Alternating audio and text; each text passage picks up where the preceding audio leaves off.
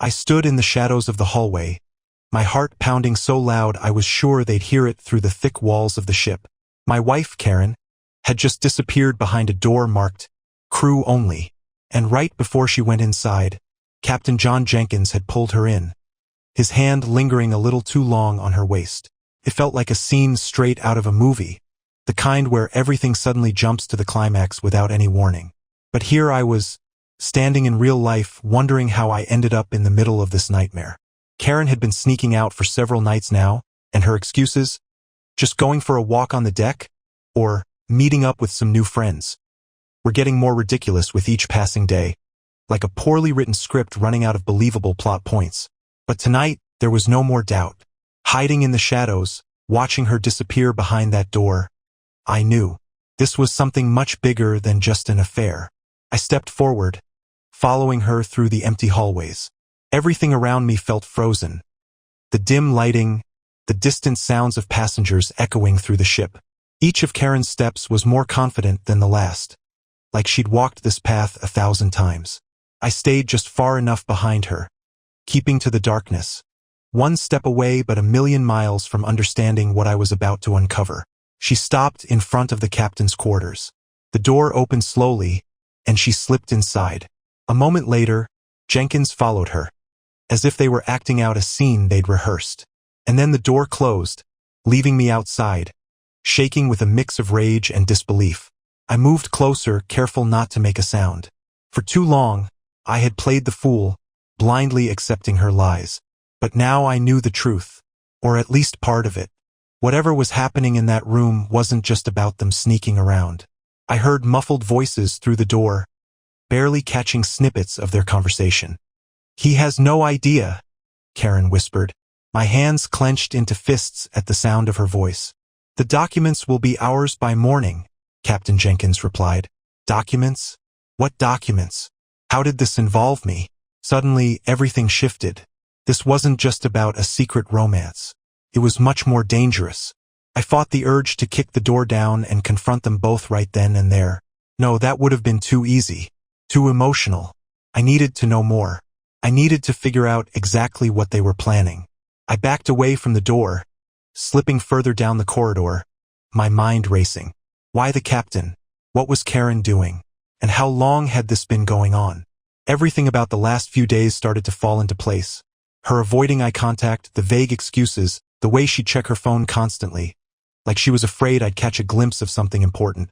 I made my way back to our cabin and sat on the edge of the bed, my heart still pounding in my chest. But this time it wasn't from fear or heartbreak. It was something colder, sharper. A plan was beginning to form in my head. I opened my laptop, the blue glow from the screen lighting up the room.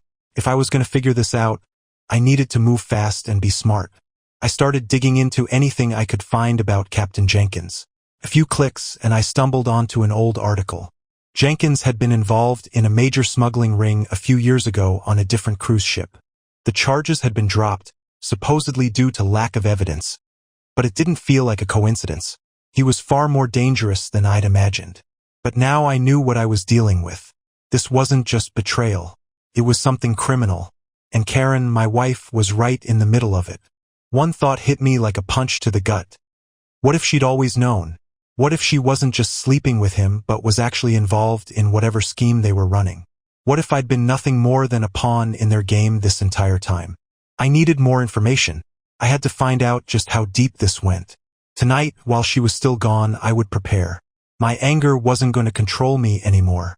Instead, I'd use it. I wouldn't burst in there and expose them. Not yet. They didn't know I was onto them, and that was my advantage. Let them think they're still in control. Let them feel safe. And when the time is right, when they least expect it, I'll make my move. This was no longer their game. Now it was mine. The next morning, Karen acted like nothing had happened. She slipped back into the cabin just before dawn, slid under the covers beside me, and fell into a fake sleep, as if I hadn't been awake the whole night, watching the door, my mind racing with everything I'd seen. Her breathing slowed, her body relaxed. If I hadn't known better, I might have believed it, the ease with which she returned to pretending. But now I knew, and that changed everything. I got up quietly, my head spinning. I had to keep my cool. act like I was none the wiser. If she suspected anything, the game would be over before I had the chance to play my hand. For now, she still thought I was in the dark, and I had to use that to my advantage. As I dressed, she stirred, opening her eyes slightly. "Morning," she said, her voice groggy but casual. "Where are you off to so early?" "Just a morning walk on the deck," I lied, keeping my tone light. "Clear my head a bit." She yawned and stretched, giving me one of those sleepy smiles that would have melted my heart before. Now it just made my stomach turn. "All right, don't forget about dinner with the Thompsons tonight. They're expecting us." I nodded, forcing a smile. "Yeah, I remember. See you later." I left the cabin and walked aimlessly around the ship for a while, trying to sort through everything. The questions kept piling up, crashing over me like waves. What were these documents they mentioned? What was Jenkins really up to? And most importantly, how long had Karen been playing me for a fool? As I walked past groups of laughing tourists and families on vacation, it all felt so surreal. They had no idea what was going on just below the surface, just like I hadn't until now. I found a quiet spot on the top deck, away from the crowd, and sat down, staring out at the endless ocean. My mind kept returning to the same point. I needed proof, concrete evidence of whatever they were planning. I couldn't confront Karen or Jenkins without it. It wasn't just about catching them in the act anymore. This went deeper. If I was going to take them down, I had to do it right. And that meant playing the long game. I pulled out my phone and scrolled through the ship schedule, looking for any clues that might give me an edge. That's when I noticed something interesting. An event for select guests scheduled for later that evening. It was a private party hosted by the captain himself, invitation only. And Karen wasn't one to miss an opportunity to rub elbows with the ship's elite. This was it. If they were planning something big, it would happen at that party.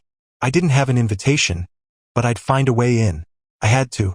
The ship's crew wouldn't be too difficult to convince with the right story, or the right amount of cash. I spent the rest of the day preparing. I made calls, pulled some strings, and by mid-afternoon, I had what I needed. A way into the party. As evening fell, Karen returned to the cabin, dressed for dinner with the Thompsons. I played along, keeping up the appearance of the loving, clueless husband. She smiled, kissed me on the cheek, and talked about how lovely the night would be. But I couldn't shake the image of her with Jenkins, whispering secrets in the dark. The way she casually lied, like she'd been doing it for years. Dinner was uneventful, but my mind wasn't there. I couldn't stop thinking about the party, about what might happen, what I might uncover. Karen, meanwhile, acted completely normal, as if the events of the previous night didn't exist. After dinner, we parted ways, with Karen heading off to meet some friends for drinks. I told her I was going to bed early, claiming I felt tired. Another lie, and she bought it. I waited until she was out of sight before slipping away and making my way toward the captain's private party. The crew member I'd paid off earlier let me in without a word, and I blended into the crowd. The room was dimly lit, filled with expensive suits, elegant dresses, and the sound of clinking glasses. Everything seemed perfect on the surface, just another fancy event for the ship's high-profile guests. But I knew better now. I scanned the room until I saw them. Karen, standing close to Captain Jenkins, her hand casually resting on his arm as they laughed with a group of guests. She didn't see me, but I watched them closely, keeping to the shadows. I could feel the tension building inside me, but I forced myself to stay calm. I needed more than just a confrontation. I needed leverage. I moved around the room, careful not to draw attention, keeping my eyes and ears open. Then I saw Jenkins step away, motioning to Karen to follow him. My heart raced as I watched them head toward a door at the back of the room, a door that led to the captain's private office. This was it. Whatever they were planning, it was happening now. I waited a few moments before quietly following them. The party continued on without anyone noticing, but my entire focus was on what was happening behind that door. I reached the hallway just in time to see Jenkins and Karen slip inside, the door closing softly behind them. I pressed myself against the wall, listening for any sound, any clue as to what they were up to. Their voices were muffled, but I could make out enough. "Once we get the papers signed, we can move the money without raising suspicion," Jenkins said in a low voice.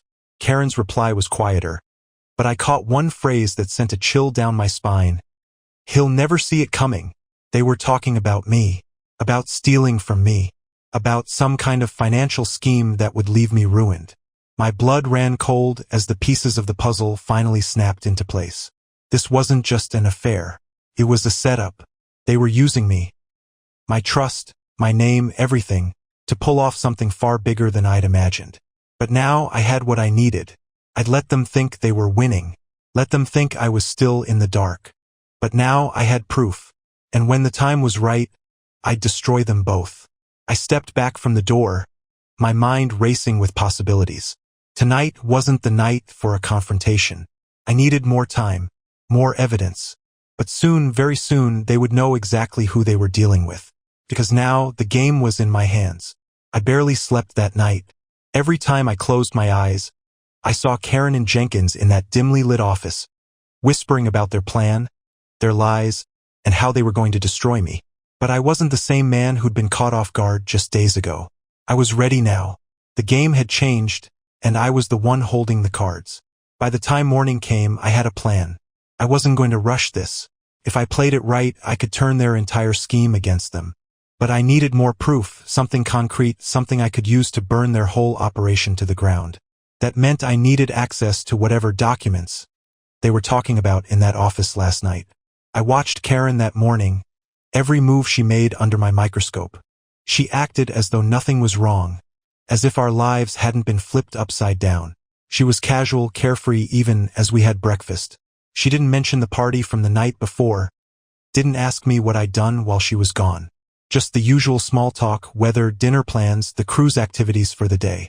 It was like we were two strangers sitting at the same table, pretending to be something we weren't. But now I was the one pretending, and I was better at it than she realized. After breakfast, she kissed me on the cheek and said she was heading off to the spa with some of the new friends she'd made on the ship. Another lie. I knew her well enough now to recognize the telltale signs. The way her eyes flickered just slightly, the way she turned away from me too quickly. Have fun, I said, giving her the warm smile of a clueless husband. The moment she walked out of sight, I followed her. I'd already checked the ship's schedule. No spa appointments for the time she'd mentioned. Whatever she was doing, it wasn't anything relaxing. She moved quickly through the ship, weaving through the crowds of tourists until she reached one of the service hallways, hidden away from the main areas of the ship. I stayed far enough behind to avoid being seen but close enough to keep her in sight. She stopped at an unmarked door, glanced around nervously, then slipped inside. This was it. Whatever she was up to, I was about to find out. I waited a few minutes, just in case anyone was watching, then made my way to the door. It was locked, of course, but I'd thought ahead. The day before, I'd borrowed a master key card from one of the housekeeping staff. A little cash went a long way in these situations. I slid the card through the lock, and the door clicked open. Inside, the room was dimly lit, filled with filing cabinets, paperwork, and computers. It looked like some kind of back-office operation, not quite the captain's quarters, but definitely where business happened behind the scenes. I could hear Karen's voice coming from deeper inside, but I couldn't make out what she was saying. I had to be careful. If she saw me, it would all be over. I moved silently, ducking behind one of the large filing cabinets, keeping out of sight as I inched closer. I could hear Jenkins now, his voice low and serious. Have everything ready by tonight. The transfer goes through tomorrow. If anyone asks, it'll look like a routine business deal. Karen's voice followed. And Mike? He's still in the dark. Will be long gone before he realizes anything's wrong. I felt a flash of anger, but I swallowed it down. I couldn't let emotion control me right now. I needed to know what they were planning. I needed proof. They were standing in front of a computer, Jenkins typing something into the keyboard as Karen watched. I couldn't see the screen from where I was hiding, but whatever they were working on, it was important. My heart raced as I thought about what to do next. I needed to get a look at that screen, but I couldn't risk them seeing me. I spotted a security camera in the corner of the room, its lens sweeping slowly across the area. That was my ticket. If I could get into the ship's security system, I could access the camera feed, see exactly what they were doing without them ever knowing I was watching. I slipped back out of the room as quietly as I'd come in, careful not to draw attention. My mind was racing with possibilities. I didn't have much time. If they were planning to transfer money or documents tonight, I needed to act fast. Back in my cabin, I pulled out my laptop and connected to the ship's Wi-Fi. It wasn't difficult to find the security system. Cruise ships had notoriously weak cybersecurity, especially when it came to internal systems. With a little bit of digging, I found what I was looking for: access to the security cameras. Took some time to find the right feed, but eventually, there it was. A grainy image of the room I had just been in. Jenkins and Karen were still there, still talking. I watched as Jenkins printed out a set of documents, handing them to Karen with a satisfied grin on his face. She took the papers, flipped through them quickly, then stuffed them into her bag. I zoomed in on the screen, trying to catch any details I could. Names, numbers, anything that could tell me what those documents were. But the resolution was too low. It didn't matter. I had enough now. I knew where they were hiding the documents, knew when they were making their move. Tonight was the night. Now I just had to decide what to do next. Do I confront them head-on? Catch them red-handed with the papers in their hands? Or do I wait until the transfer goes through, gather more evidence, and expose them both for the criminals they really are? The power was in my hands now. And whatever I decided, one thing was certain. By the end of tonight, their little game would be over. They thought they'd won. They thought I was still the clueless husband, oblivious to their schemes. But they were wrong. I was the one holding the final piece of the puzzle. And when the time came, I would make sure their entire plan came crashing down. The clock ticked closer to nightfall, and with every minute that passed, the tension in my chest tightened. I had everything I needed: the proof, the timing, the plan. But now, as the final pieces slid into place, the question loomed larger than ever. How do I end this? Confronting them was too simple, too easy. Karen and Jenkins thought they'd been clever, manipulating me, playing me like a fool while they orchestrated their plan. But now, with the upper hand firmly in my grip, I realized they didn't deserve a quick end. They deserved something more painful, more devastating, something that would leave them reeling, not just from the betrayal but from the realization that I had beaten them at their own game. I stood in my cabin, pacing, adrenaline coursing through my veins. My laptop sat open on the desk, the grainy security feed still rolling from the hidden camera in Jenkins' back office. Karen wasn't there now, but Jenkins was, pacing, making calls, preparing for whatever transfer they had planned. It was going down tonight. There would be no turning back after this. But neither would there be for me. I'd spent the afternoon gathering every piece of information I could. The documents they planned to use, the accounts they were transferring money to, and even the false identities they had lined up for when they disappeared after gutting my life. It was all there, right in front of me. The scale of their betrayal was staggering. They weren't just siphoning off money. They were setting me up for a fall, legal trouble, financial ruin. They'd planned to leave me with nothing.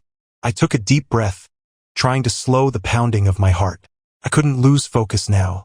There was still one more step. I reached into my bag and pulled out a small USB drive, the one I'd prepared earlier. On it was a simple program, a digital time bomb. I'd embedded it deep within the ship's financial systems. Once activated, it would trigger a cascade of alerts and warnings that would freeze all major transactions on the ship, including any large transfers, like the one Karen and Jenkins were planning tonight. But that was only half of it. The real blow was the evidence I'd gathered. The financial records I'd hacked, the emails between Jenkins and Karen, and the altered documents that showed their attempt to steal everything from me. It was all compiled, ready to be sent to the authorities. One click and their plan would implode. But the beauty of it was they wouldn't see it coming. I'd let them get right to the edge, thinking they'd won, thinking their transfer had gone through, before I pulled the rug out from under them. As I prepared to leave the cabin, my phone buzzed. A text from Karen. "Dinner soon? It's our last night on the ship." I stared at the screen, my teeth grinding together. Last night? For me, maybe. For them, it was the last night of their illusion of control. "Sure. Meet you in an hour." I pocketed the phone and looked around the room, my mind buzzing with all the possibilities. I could blow this open right now. But no, not yet. Tonight was going to be perfect. I needed them both together when I dropped the hammer. The dining hall was dimly lit, the flicker of candlelight bouncing off the polished silverware and wine glasses.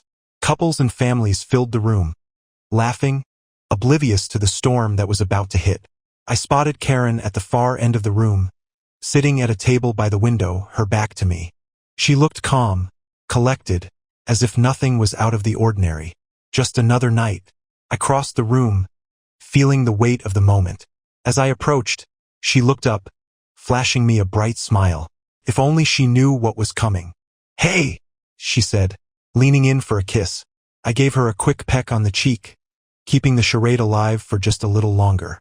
"Hey," I replied, taking my seat across from her. "Last night on the ship. You excited?" She shrugged. "It's been a good trip. We've got a lot to look forward to once we're back home." Her words were casual, but I could sense the layers of meaning beneath them. We've got a lot to look forward to, or at least she thought they did. We made small talk for a while, but my mind was elsewhere. I watched her closely, reading every move, every shift in her body language. She was good at pretending. Years of lying had made her an expert. But she didn't know I'd become an expert too. I'd studied her enough now to know when she was hiding something. When the waiter came by, I ordered a bottle of wine, something special for the last night of the cruise. Karen's eyes lit up at the sight of the bottle, but I wasn't thinking about the wine. I was thinking about what was about to happen. As we toasted to the end of a wonderful trip, I glanced at my phone under the table, checking the time. Almost there. Jenkins would be making the transfer soon. Once he did, I'd give them just enough time to think they'd succeeded before triggering the program. For the next hour, we ate, drank, and talked like nothing was wrong. Karen laughed at my jokes, her eyes sparkling in the candlelight. I had to admit, if I hadn't known the truth, I might have believed we were just another happy couple on vacation. But every smile, every laugh was a lie, and I was done playing the fool. As dessert arrived, my phone buzzed again. A notification from the ship's security system. Jenkins had just logged in to initiate the transfer. It was time. I excused myself from the table, telling Karen I needed to use the restroom. She waved me off with a smile, completely unaware that her world was about to collapse. I stepped out into the hallway, pulling out my phone. One swipe and I activated the program. The countdown began. I walked slowly back to the dining hall, my heart racing, but my mind was calm. I had won. In just a few minutes, Jenkins and Karen would realize that everything they'd worked for was gone. The transfer would freeze, the alerts would go out, and the authorities would be notified. I took my seat across from Karen, feeling the weight of the moment. She was still sipping her wine, completely unaware of the ticking time bomb I'd just set off. Then it happened. Her phone buzzed on the table. She glanced down, her eyes narrowing. Another buzz. Jenkins was texting her, probably in a panic, realizing the transfer hadn't gone through. Her face shifted, her confident smile faltering for the first time. "Everything okay?" I asked, pretending to be concerned. Karen looked up, forcing a smile. "Yeah, just something with work. I'll check it later." But I could see the fear in her eyes. She knew something was wrong. And the beauty of it was, she didn't know how bad it was about to get. I raised my glass. "To new beginnings," I said, watching her closely. She hesitated for just a second, then clinked her glass against mine. To new beginnings. But the only beginning she'd see now was the beginning of the end. Karen's smile barely held together as her phone continued buzzing on the table. She tried to brush it off, but I could see the panic starting to rise behind her eyes. Each vibration chipped away at her composure. This was it. The unraveling. The moment she realized everything was falling apart, and she had no control left.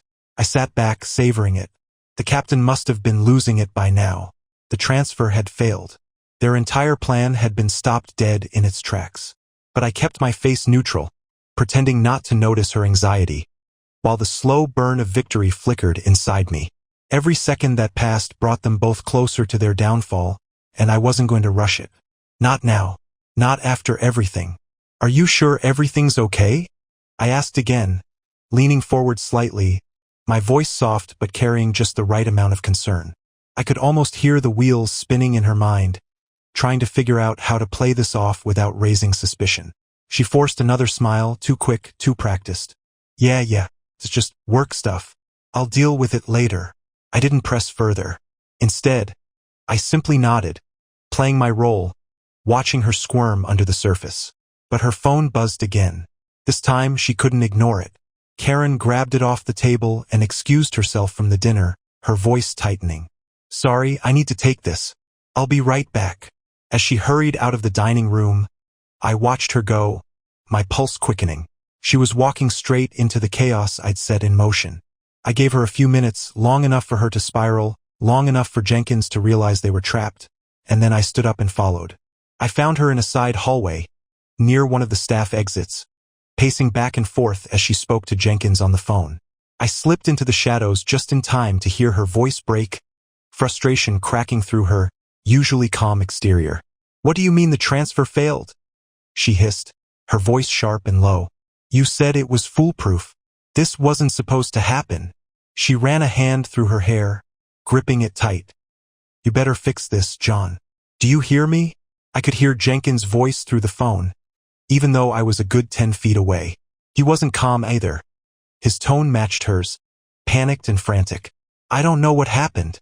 The system flagged the transfer. It's frozen. We need to move fast before anyone else catches on. Meet me at my office in 5. Karen cursed under her breath, hanging up the phone, her eyes darting around as if the walls themselves were closing in on her. She hadn't seen me yet. I waited, blending into the shadows, my heart racing but my mind clear. She turned and started to walk toward the captain's quarters, probably already planning how they could salvage this disaster. But what she didn't know was that there was no saving this. It was over. As soon as she was out of sight, I pulled out my phone and opened the app linked to the ship's security cameras. I had access to the footage from the captain's office, which I'd hacked into earlier. Whatever they were about to do, I wanted it recorded. I wasn't just going to let them crash and burn. I was going to make sure there was no way for them to come back from it. I followed her down the narrow corridors, moving quickly but silently. She was already heading into Jenkins' office by the time I reached the hallway, slamming the door behind her. I crept closer, stopping just outside, my heart thudding in my chest. I could hear their voices inside, frantic and desperate. "It's all falling apart," Karen snapped, her voice rising in panic. "How did this happen? You said it would be smooth, that no one would notice." Jenkins was pacing, his voice cracking with frustration. I don't know. Something triggered the freeze. It's like the system got flagged, and now it's all under review. We're screwed if we can't get it through by tonight. Karen's voice dropped to a whisper, her desperation palpable. "What about the backup plan? The offshore account?" Jenkins shook his head, his voice trembling. "We can't touch it if the freeze isn't lifted. It's too risky. If we push now, we'll be caught." Caught. The word echoed in the room, hanging in the air like a weight neither of them could ignore. And I smiled to myself, because they weren't just caught, they were done. I gave them a few more minutes to stew in their panic before stepping in. I wanted to see the look on their faces when they realized they weren't in control anymore. I pushed open the door and walked into the room. The shock on their faces was instant and gratifying. Karen froze mid-sentence, her eyes widening as she saw me standing in the doorway, the man she thought she'd been fooling all along. Jenkins turned, his face pale, like he'd seen a ghost. "Mike," Karen stammered, her voice suddenly small, the confident tone she'd held earlier evaporating in an instant. What are you doing here?" I stepped forward, my expression calm, controlled, every word carefully measured. "I could ask you the same thing, Karen, but I think we both know the answer to that." Jenkins swallowed hard, trying to pull himself together, but the fear was obvious. He was used to being the one calling the shots. "Not tonight. I'm not stupid," I continued, pacing slowly toward them. "I know what you've been doing. I know about the money, the fake accounts, the offshore transfers." I paused, locking eyes with Karen. "And I know about you too." Karen's face went white. "Mike, it's not what you think. Spare me." I cut her off, my voice hardening. "I've seen the texts. I've seen the transfers. You're both finished." Jenkins finally found his voice, though it wavered. "We can work this out. No one else needs to know." I laughed, a cold, bitter sound that filled the room. "Oh, they'll know. Trust me, they'll know." I pulled out my phone, turning the screen toward them. I played back the security footage I'd recorded, the conversation they'd just had about the failed transfer, their entire operation laid bare. Karen's hand shot to her mouth, horror spreading across her face as she realized what I'd done. "I've already sent this to the authorities," I said, watching the panic settle in. "By the time we dock tomorrow, they'll be waiting for you both." Karen's knees buckled, and she stumbled back against the desk, her breath coming in short, shallow gasps. Jenkins stood frozen, his mouth opening and closing, but no words came out. This can't be happening," Karen whispered, her voice barely audible. "Oh, it's happening," I said quietly, stepping closer to her, leaning in. "You thought you could outsmart me, betray me, steal everything from me. But you never even saw it coming, did you?" Tears filled her eyes, but I felt nothing. No pity, no regret, just the cold satisfaction of watching them both crumble. I turned to leave, pausing in the doorway. "I'll be enjoying the rest of my night. You two, on the other hand, well, I wouldn't plan on going anywhere." I walked out without another word, the door closing behind me with a quiet click. The game was over, and I had won. I walked down the corridor, the weight of finality pressing in around me. The adrenaline was still coursing through my veins, but underneath that, there was an odd sense of calm. It was over. The lies, the betrayal, the schemes, they were all finished. Karen and Jenkins were still back in that office, probably scrambling to figure out their next move, but they had no moves left. They were trapped, and I had made sure of it. As I reached the top deck, the cool night air hit my face. The ship was quiet now, most of the passengers tucked away in their cabins. Only a few stragglers wandered the deck, oblivious to the storm that had just erupted beneath the surface. I leaned against the railing, staring out at the endless ocean, the waves crashing softly against the hull of the ship. It was strange how quickly everything had fallen apart, and how quickly I had managed to pull it all back together on my terms. The plan had gone off perfectly. I thought back to when I first started suspecting Karen, how gut-wrenching it had been to even entertain the idea that she could betray me like this. But now, that pain had been replaced by something colder. Not vengeance, exactly. It wasn't about revenge anymore. It was about control, taking back what was mine. I pulled out my phone and opened the message from the authorities. They had received the video, the documents, everything. The investigation would be swift. By the time we docked, Karen and Jenkins would be met by officers ready to haul them away. Their world was crumbling, and I had ensured that there was no escape. I took a deep breath, letting the night air fill my lungs. Felt like the first breath I'd taken in months. No more secrets, no more lies. The weight of everything that had happened was still there, but it was lighter now, knowing that I had emerged from this mess not as a victim, but as the one who had turned the tables. My phone buzzed in my hand. A text from Will, my best friend who had no idea what had gone down these last few days. "Will, you coming to the poker night when you're back? Need to get my money back from last time, man." I smiled for the first time in what felt like forever. A real smile. Life, as normal as it could be, was waiting for me on the other side of all this. Me wouldn't miss it. See you soon. I stared out at the horizon, feeling the ship slowly cutting through the water. Everything had changed, but at the same time, I felt like I was finally returning to myself. Not the man I had been when this trip started, but someone sharper. Someone who had learned just how far he could go when pushed. Behind me, I heard footsteps. I turned to see Karen, standing at the edge of the deck, her face pale, her eyes red and swollen. She had clearly been crying. She looked broken, a shell of the woman who had walked confidently onto this ship with me days ago. The woman who had thought she could control everything, who thought she could outsmart me. She approached slowly, stopping a few feet away, her arms wrapped tightly around herself as if that could somehow hold her together. She opened her mouth to speak, but for a moment, no words came out. She looked at me, as if searching for the person she thought I still was. "Mike!" Her voice was a whisper, barely audible over the sound of the waves. "Please, don't do this." I didn't move, didn't respond. I just stared at her, letting the silence between us stretch on. I wanted her to feel it, the weight of everything she had done, the choices she had made, and the consequences that were now bearing down on her. She stepped closer, her voice cracking. I didn't mean for it to go this far. I swear I didn't. We were just, I don't know. It got out of hand. But I love you, Mike. I never wanted to lose you. I felt nothing. Her words bounced off me, empty and meaningless. There had been a time when I would have believed her, when I would have wanted to believe her, but that time had passed. You already lost me? I said quietly, my voice cold but steady. The moment you made your choice. Tears welled up in her eyes again. We can fix this. We can talk to them, work something out. You don't have to do this.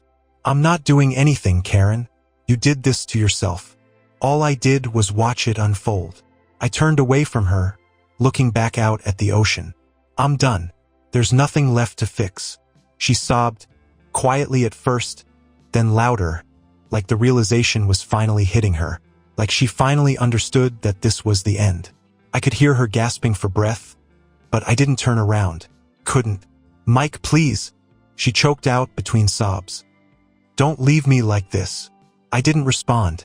I stood there, listening to her fall apart behind me, feeling the cold finality settle in my bones. I wasn't leaving her. She had already left me a long time ago. After what felt like an eternity, I heard her footsteps retreat. She was gone. For good this time. I stood there alone, staring out at the waves, feeling the ship move steadily forward through the dark water. The chaos, the lies, the manipulation, it was all behind me now. I turned and made my way back inside the ship. Tomorrow, everything would change again, but I wasn't afraid of it. I had faced the worst and I had come out stronger. There was only one thought on my mind now as I walked toward my cabin. The dim lights of the hallway guiding my way. I won. I restored the footage from our home security cameras and was absolutely shocked by what I found. At first, it seemed like just a technical glitch. Several recordings from the days I was away on a business trip were either deleted or corrupted. It looked like a typical malfunction, but something gnawed at me, a sense that something was off. And when I finally managed to retrieve the missing files, I was plunged into a nightmare I never expected. Setting up cameras around the house had been my idea. Liza thought I was being paranoid, but I insisted. Better safe than sorry, I told her. We'd recently moved into this new house, and I wanted to make sure everything was secure. Little did I know, the cameras would end up revealing a truth far worse than any burglary or break-in. When I got back from my trip, everything seemed perfectly normal. Liza greeted me with her usual warm smile. Our dinners together were routine, and life felt, well, ordinary. But as I started reviewing the camera footage, I noticed that several days were missing. Entire blocks of time had been erased. At first, I dismissed it as a technical issue, but something inside told me to dig deeper. So I ran recovery software to restore the deleted files, and what I saw made my blood run cold. One of the cameras, the one I had installed in our bedroom, despite Liza calling it overkill, captured something I never thought I'd see. Liza, with another man, in our bed. They were clearly familiar with each other, hugging, kissing, their movements far too comfortable for this to be a first encounter. But what stunned me the most was the face of the man. I knew him. I had seen him before, but I couldn't place where. The feeling that I'd seen this person before gnawed at me, even as I watched the horrific scene unfold. And that wasn't even the worst part. This man wasn't entering through the front door. I checked the other cameras, and he never once appeared by the main entrance. Instead, he was using the side door, the one we hardly ever used. How did they know about the blind spots? How long had they been doing this behind my back? At first, I thought it was just a simple affair. The betrayal was devastating enough on its own. But then, I started listening to their conversations on the footage, and everything changed. It wasn't the normal kind of talk you'd expect from two people sneaking around. There were no declarations of love, no talks of running away together. Instead, this man kept mentioning the next phase and the trial results. And Liza was calmly agreeing, even suggesting adjustments. They weren't just lovers. They were working on something. And that something involved me. My heart pounded as I kept watching, feeling more and more like my life had spiraled into some twisted alternate reality. They talked about me as if I were some kind of subject in an experiment. The man, who seemed disturbingly familiar, kept referring to a next dosage and how his system was adjusting. Liza, my wife, the person I had trusted with everything, was talking about me like I was a guinea pig in their little lab. And then it hit me. The headaches. the exhaustion. For the past year, I'd been struggling with bizarre health issues. Constant fatigue, strange mood swings, and a fog that clouded my thoughts. Doctors had chalked it up to stress, work overload, anything but something nefarious. But now, sitting here watching these two discuss my body like a piece of data, I realized the horrifying truth. They were testing something on me. The man, he wasn't just anyone. He was a researcher, one who developed drugs or treatments.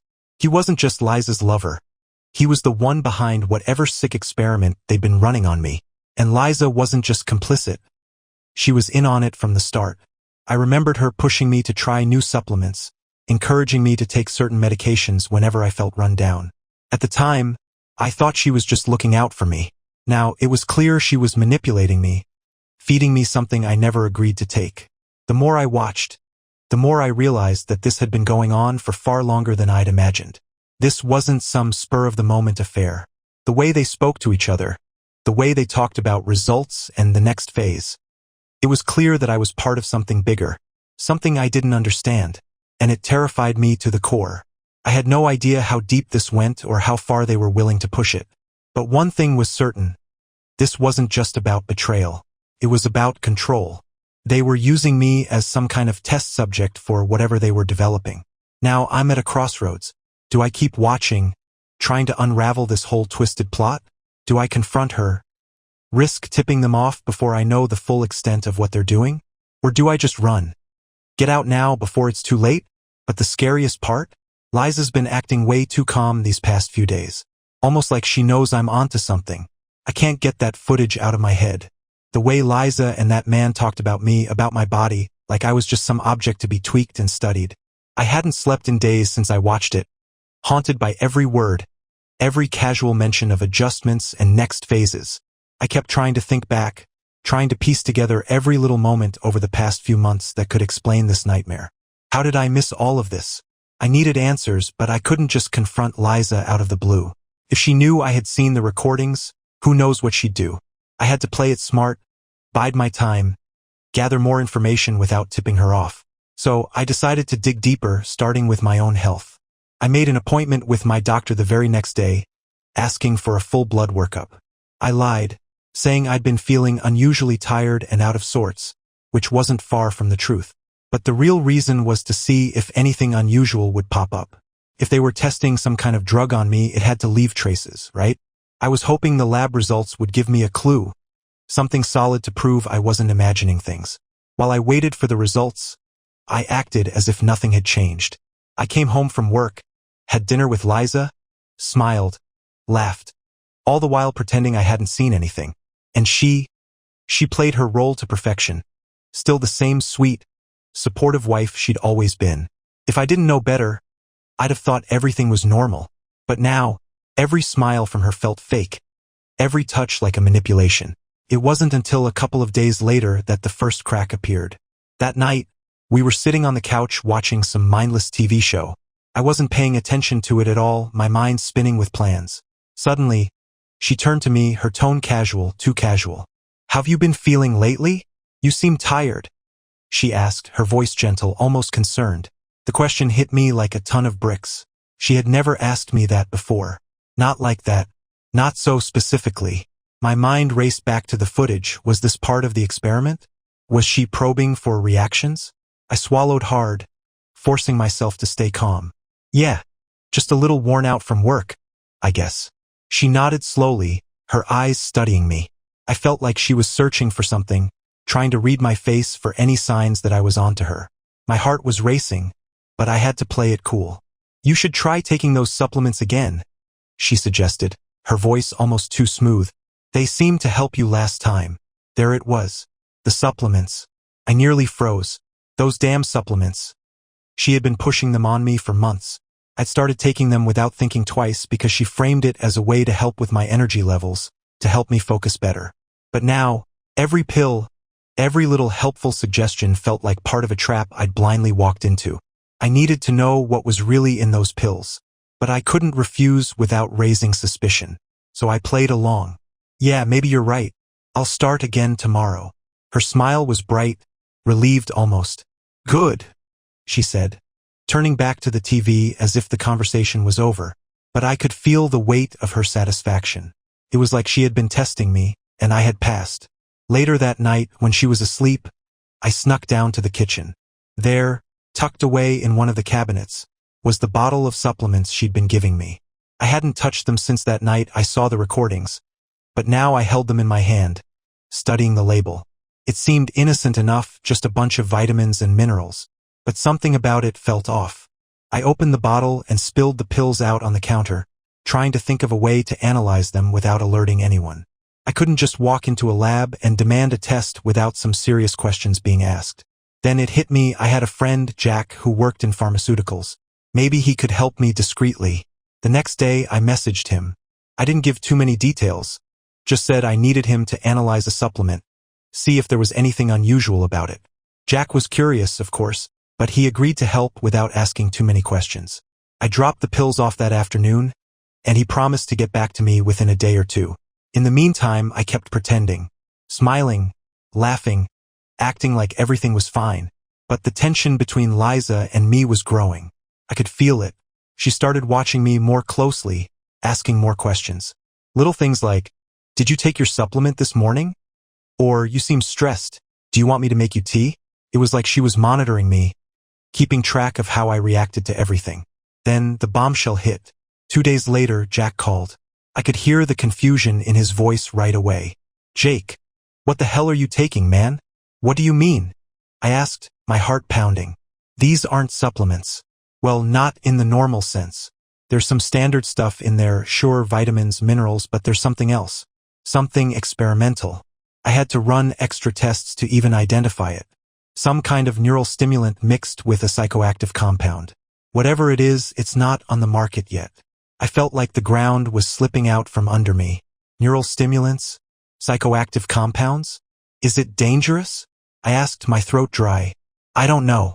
Still in the testing phase from what I can tell. Whoever gave this to you, they're using you as a lab rat, Jake." My head spun. This was it. Proof. They had been drugging me, experimenting on me. Liza. The man from the recordings. They were behind all of it. But for what? And why me? As I sat there, gripping my phone, I heard the sound of footsteps behind me. I turned slowly to see Liza standing in the doorway, her face unreadable. "How's Jack?" she asked, her voice icy, her eyes boring into me. She knew. She had been watching me. And now I realized the game had changed. Liza stood in the doorway, her eyes fixed on me. The tension so thick it felt like the air had been sucked out of the room. My pulse hammered in my ears. How much did she know? Had she overheard my call with Jack? The look on her face was unnerving, cold, calculating. She was no longer pretending to be the caring wife. The mask was slipping. "How's Jack?" she repeated, her voice sharper this time. I scrambled for a response, trying to keep my expression neutral. "He's fine." "Why?" She crossed her arms, her gaze unwavering. "I just find it interesting that you've been so chatty with him lately. You don't usually talk about work friends that much." My mind raced. She was fishing, trying to see how much I knew. I had to play dumb for a little longer, but every instinct in me was screaming to confront her, to demand answers. Instead, I shrugged, forcing a casual smile. "Yeah, just catching up. You know how it is." For a moment, I thought she might push further, but then she tilted her head slightly, studying me like I was some kind of puzzle she needed to solve. "You seem different lately, Jake. A little distracted." I felt the hairs on the back of my neck stand up. She was testing me, probing for a crack. I had to be careful. One wrong move and I could end up deeper in whatever twisted game she and that man were playing. "Just work stress, like I said." I forced a chuckle. "You know how these projects can be. Sometimes it feels like my brain's fried by the end of the day." She didn't smile. She didn't move. It was like she was waiting for me to slip up, to reveal that I knew more than I should. For a long, uncomfortable moment, neither of us said anything. Then, finally, she broke the silence. "Maybe you should take a break from work," she suggested, her voice smooth again, but there was an edge to it. "It might help clear your head." I nodded slowly, pretending to consider it. "Yeah, maybe," but every muscle in my body was coiled tight. She was playing me just like she had been all along. Everything about her demeanor screamed control. I needed to get out of there to get some space, but I couldn't rush it. If I acted too suspiciously, it might tip her off. I stood up, forcing myself to look relaxed. I think I'll go grab some air, maybe clear my head like you said. Her eyes followed me to the door, but she didn't stop me. Good idea, she murmured, her voice low. Take your time. As I stepped outside, I felt a cold sweat break out across my skin. I needed to think. The truth was out, at least in part. Liza and that man, whoever he was, had been experimenting on me. Jack's analysis of the pills confirmed that. But why? And more importantly, how long had this been going on? I walked down the street, my thoughts a whirlwind. The man from the recordings, he wasn't just some random guy she met. He had been in our lives for longer than I'd realized, subtly shaping my reality while I remained oblivious. I tried to remember every instance when Liza had pushed me to take the supplements. It had started gradually under the guise of helping me with my energy levels, my concentration. She had always framed it as concern for my well-being. But it had never been about that, had it? It had always been about control, testing, experimenting. Then my phone buzzed. It was Jack. Jake. I did some more digging, he said without even a hello. This stuff you're taking? It's experimental, cutting-edge neuropharmaceuticals. I've only heard rumors about compounds like this. Whatever it is, it's not on the market. Hell, it's probably not even legal yet. What does it do? I asked, bracing myself. Jack hesitated. From what I can gather, it's designed to alter cognitive functions, mood, memory, even perception. It's meant to enhance brain function, but it's unpredictable. The side effects could be severe, especially without proper dosage control. My stomach twisted. Side effects? Suddenly, all the weird symptoms I'd been experiencing made sense. The headaches, the mood swings, the exhaustion that never seemed to go away. It wasn't stress. It was them pumping me full of this experimental drug. So they're testing it on me? I muttered, feeling the weight of the truth sink in. Yeah, and they've been doing it for a while, Jake. This isn't something you just slip into someone's vitamins on a whim. Whoever gave you this has been planning it for a long time. My head spun as everything started to click into place. Liza's strange calmness lately, the way she watched me, the constant questions about how I was feeling. She'd been monitoring me, tracking how the drugs affected me. But what was their endgame? Why was she involved with this? I needed answers. Real answers. I couldn't keep pretending everything was normal. And yet, I couldn't confront her outright. Not yet. I wasn't ready. There were still too many unknowns. But if I wanted to get to the bottom of this, I needed to get more information. As I turned the corner to head back home, an idea began to form. If Liza and her lover were experimenting on me, there had to be more evidence somewhere. Documents, research, something that could explain what they were really doing. I just needed to find it. And I knew where to start. Liza's computer. Liza had always been protective of her laptop, which I used to think was just a work thing. She'd work late into the night sometimes, closing it quickly if I walked into the room, claiming she was just answering emails. Now I knew better. Whatever secrets she was hiding, they were probably there. But getting access wouldn't be easy. I couldn't just waltz in and demand to see her files. I had to be discreet. I had to make sure she wouldn't suspect a thing. And that meant waiting for the right moment, waiting until she was gone or asleep. That evening, I tried to act normal, but my mind was buzzing with adrenaline. We had dinner together, and she chatted like nothing was wrong, like we were just any other married couple talking about our day. But underneath her cheerful tone, I could sense something darker. She was watching me, gauging me. Maybe she didn't know the extent of what I'd uncovered, but she was definitely suspicious. Hours passed, and finally, when Liza headed to bed early, claiming she was exhausted, I knew my moment had come. I waited until I was sure she was asleep, listening for the slow, steady sound of her breathing. Then, I slipped out of bed and made my way downstairs, where her laptop sat on the kitchen counter. My hands were shaking as I opened the lid. It was locked, of course, but I knew her password. She wasn't as careful as she thought. I typed it in, holding my breath, half expecting her to come storming down the stairs. But she didn't. The screen flickered to life and I was in. I opened her files, scrolling past innocuous folders labeled with work documents and household accounts, until I found something buried deeper. A folder named Research Notes. My heart raced as I clicked on it, and a series of documents appeared, each with titles that sent chills down my spine. Phase 1, Subject A Progress, Cognitive Trial Results. I opened the first document, and my worst fears were confirmed. It was all there, detailed logs about the experimental drug, the dosages, the changes in behavior and mood. And then I saw it, Subject A Jacob. Me. I was the subject of their sick little project. Every time I'd felt off, every time I'd brushed it aside as stress, it had been because they were altering my brain. But why? What were they hoping to achieve? As I scrolled through the files, the pieces started falling into place. They weren't just testing the drug for memory or focus. They were experimenting on control. The drug was designed to influence decision-making, suppress certain instincts, amplify others. They were trying to make me more compliant. I felt sick. Everything, the pills, the supplements, the headaches, it was all part of their twisted plan to turn me into something I wasn't. Someone who could be controlled. But by whom? And why? I was so engrossed in the horror of what I was reading that I almost didn't hear the sound of soft footsteps behind me. Jake! Her voice was low, quiet, almost a whisper. I turned slowly to see Liza standing in the doorway, her face half hidden in shadow. But her eyes were cold, calculating.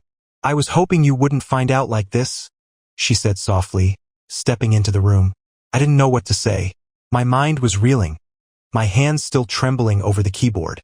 "But now," she continued, her voice taking on a steely edge, "we'll have to move to the next phase sooner than planned." Her words sent a chill through me. "We'll have to move to the next phase sooner than planned." There was something terrifying in how calmly she said it, as if this was all just part of some procedure, some predetermined course of action. Like I wasn't her husband, just another box to check off on a clipboard. I stood frozen, my mind scrambling for what to do next. Liza's eyes stayed locked on mine, calculating, cold. Her presence felt suffocating, the weight of everything she had done pressing down on me like a physical force. I could hear my own breathing, shallow and rapid, as I tried to comprehend the scale of her betrayal. "Why?" The word slipped out of my mouth before I could stop it, my voice barely above a whisper. Liza tilted her head, almost as if the question confused her. "Why?" she repeated, her lips curving into a slight smile. "You're asking why now? After everything?" I nodded, feeling like my world was unraveling with every second. This was the woman I had trusted with my life, with everything, and now she was looking at me like I was nothing more than a pawn in some twisted game. She sighed, as if disappointed that I still didn't understand. "Jake, it was never about you, not really. You were convenient, perfect test subject, perfect candidate." "Candidate?" I echoed, my mind racing. "For what?" She took a step closer, her expression softening, but the warmth behind it was entirely gone. It was all an act now, layers of manipulation peeling away, revealing the true Liza underneath. "Do you remember when we first met? All those years ago. You were so lost, so unsure of yourself. You wanted to succeed, to be more. You were ambitious, Jake. But ambition alone isn't enough." I stared at her, stunned. "So, what? You picked me because I was weak? Because I needed help?" Liza shook her head slowly, her eyes narrowing. "No, I picked you because you had potential. You were smart, capable, but also moldable. I could see it from the start. You wanted to be stronger, better. You didn't even realize how desperate you were for it." My stomach churned as her words sank in. Every moment of our relationship started to feel like a lie. The times she had supported me, encouraged me, they weren't out of love. They were calculated moves. She had been grooming me for this from the beginning. "Who is he?" I asked, my voice shaky. "The man in the videos. Who is he really?" Her face darkened for a moment, a flicker of something unreadable crossing her features. "Dr. Philip Morton. He's a neuroscientist, one of the leading minds in cognitive enhancement. You may not remember, but you've actually met him before, years ago at a conference. Back when you were still just a programmer." I blinked, trying to recall the memory. A conference? I had been to dozens of them over the years. Vaguely, I started to piece together a memory of meeting someone, a brief introduction. Could that have been him? Even then, had they already started weaving their web? "He's the one who developed the drug you've been taking," Liza continued, her voice smooth, like a teacher explaining a lesson. "We've been working together for years. The research, the trials, it's all leading to something bigger. And you, Jake, are the perfect subject. My blood ran cold. I felt a mix of disgust and rage welling up inside me. You drugged me for years? You've been testing on me without my consent. Consent? She scoffed, taking another step closer. Jake, if I'd asked you, would you have said yes? No, but you needed this. We needed you to reach your full potential. And look at you now, stronger, sharper, more focused than ever before. Your headaches, your exhaustion, it's all part of the process. But you've handled it better than we could have hoped. I felt sick. She was twisting reality, trying to make it seem like they were doing me some kind of favor by turning me into their personal lab rat. The memories of every sleepless night, every migraine, every moment where I felt like I was losing control of myself, they all came flooding back. And now, standing here, knowing the truth, I could barely contain the rage boiling inside me. I clenched my fists. And what now? What's this next phase you keep talking about? Liza's eyes gleamed, almost with excitement. The next phase is control, Jake. Complete control. Philip's research has advanced, thanks to you. The drug is more refined now. It's no longer just about enhancing cognitive abilities or boosting focus. It's about directing thought, shaping behavior. We can make decisions for you without you even realizing it. My heart pounded harder in my chest. Control. That's what this had always been about. They didn't just want to test the drug's effects on my mind. They wanted to control it. Control me. You're insane, I muttered, backing away from her. This is crazy. No, Jake, she said softly, taking another step toward me. This is the future. Don't you see? You're part of something groundbreaking. People would kill to be in your position. I'm not part of anything, I snapped, my voice rising. I'm your prisoner. Liza's eyes darkened again, her smile fading. You weren't supposed to find out this way, but now that you have, well, we can't go back, can we? I took another step back, my mind racing. How the hell could I get out of this? I didn't know who else might be involved. Was it just her and this Dr. Morton, or were there others? And how much of my life had been orchestrated by them? Jake, Liza said, her voice softening again, almost pleading. This can still be easy. You can still be part of this. Let me finish what we started. The next dose, it will help. You'll understand. I promise. I glanced toward the kitchen counter, where I had left her laptop open, the documents still on the screen, the evidence of their lies, their manipulation, all laid out in front of me. But Liza didn't seem concerned. She stepped closer, and I realized she didn't think I could do anything.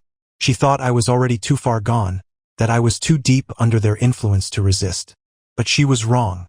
In a sudden surge of adrenaline, I lunged toward the counter, grabbing the bottle of pills she had been pushing on me for months.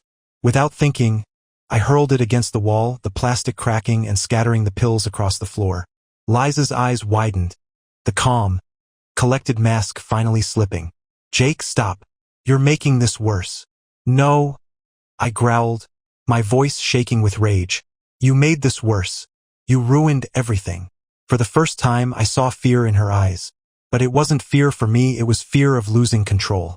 Her carefully laid plans were unraveling, and she was starting to panic. Before she could say anything else, I grabbed the laptop and slammed it shut. I'm not your experiment, Liza, and I'm done playing your game. I turned to leave the kitchen, my heart pounding in my chest, but I knew it wasn't over. Liza was dangerous, and I couldn't underestimate her. But I wasn't going to let her control me anymore. Not now. Not ever. You think you can just walk away?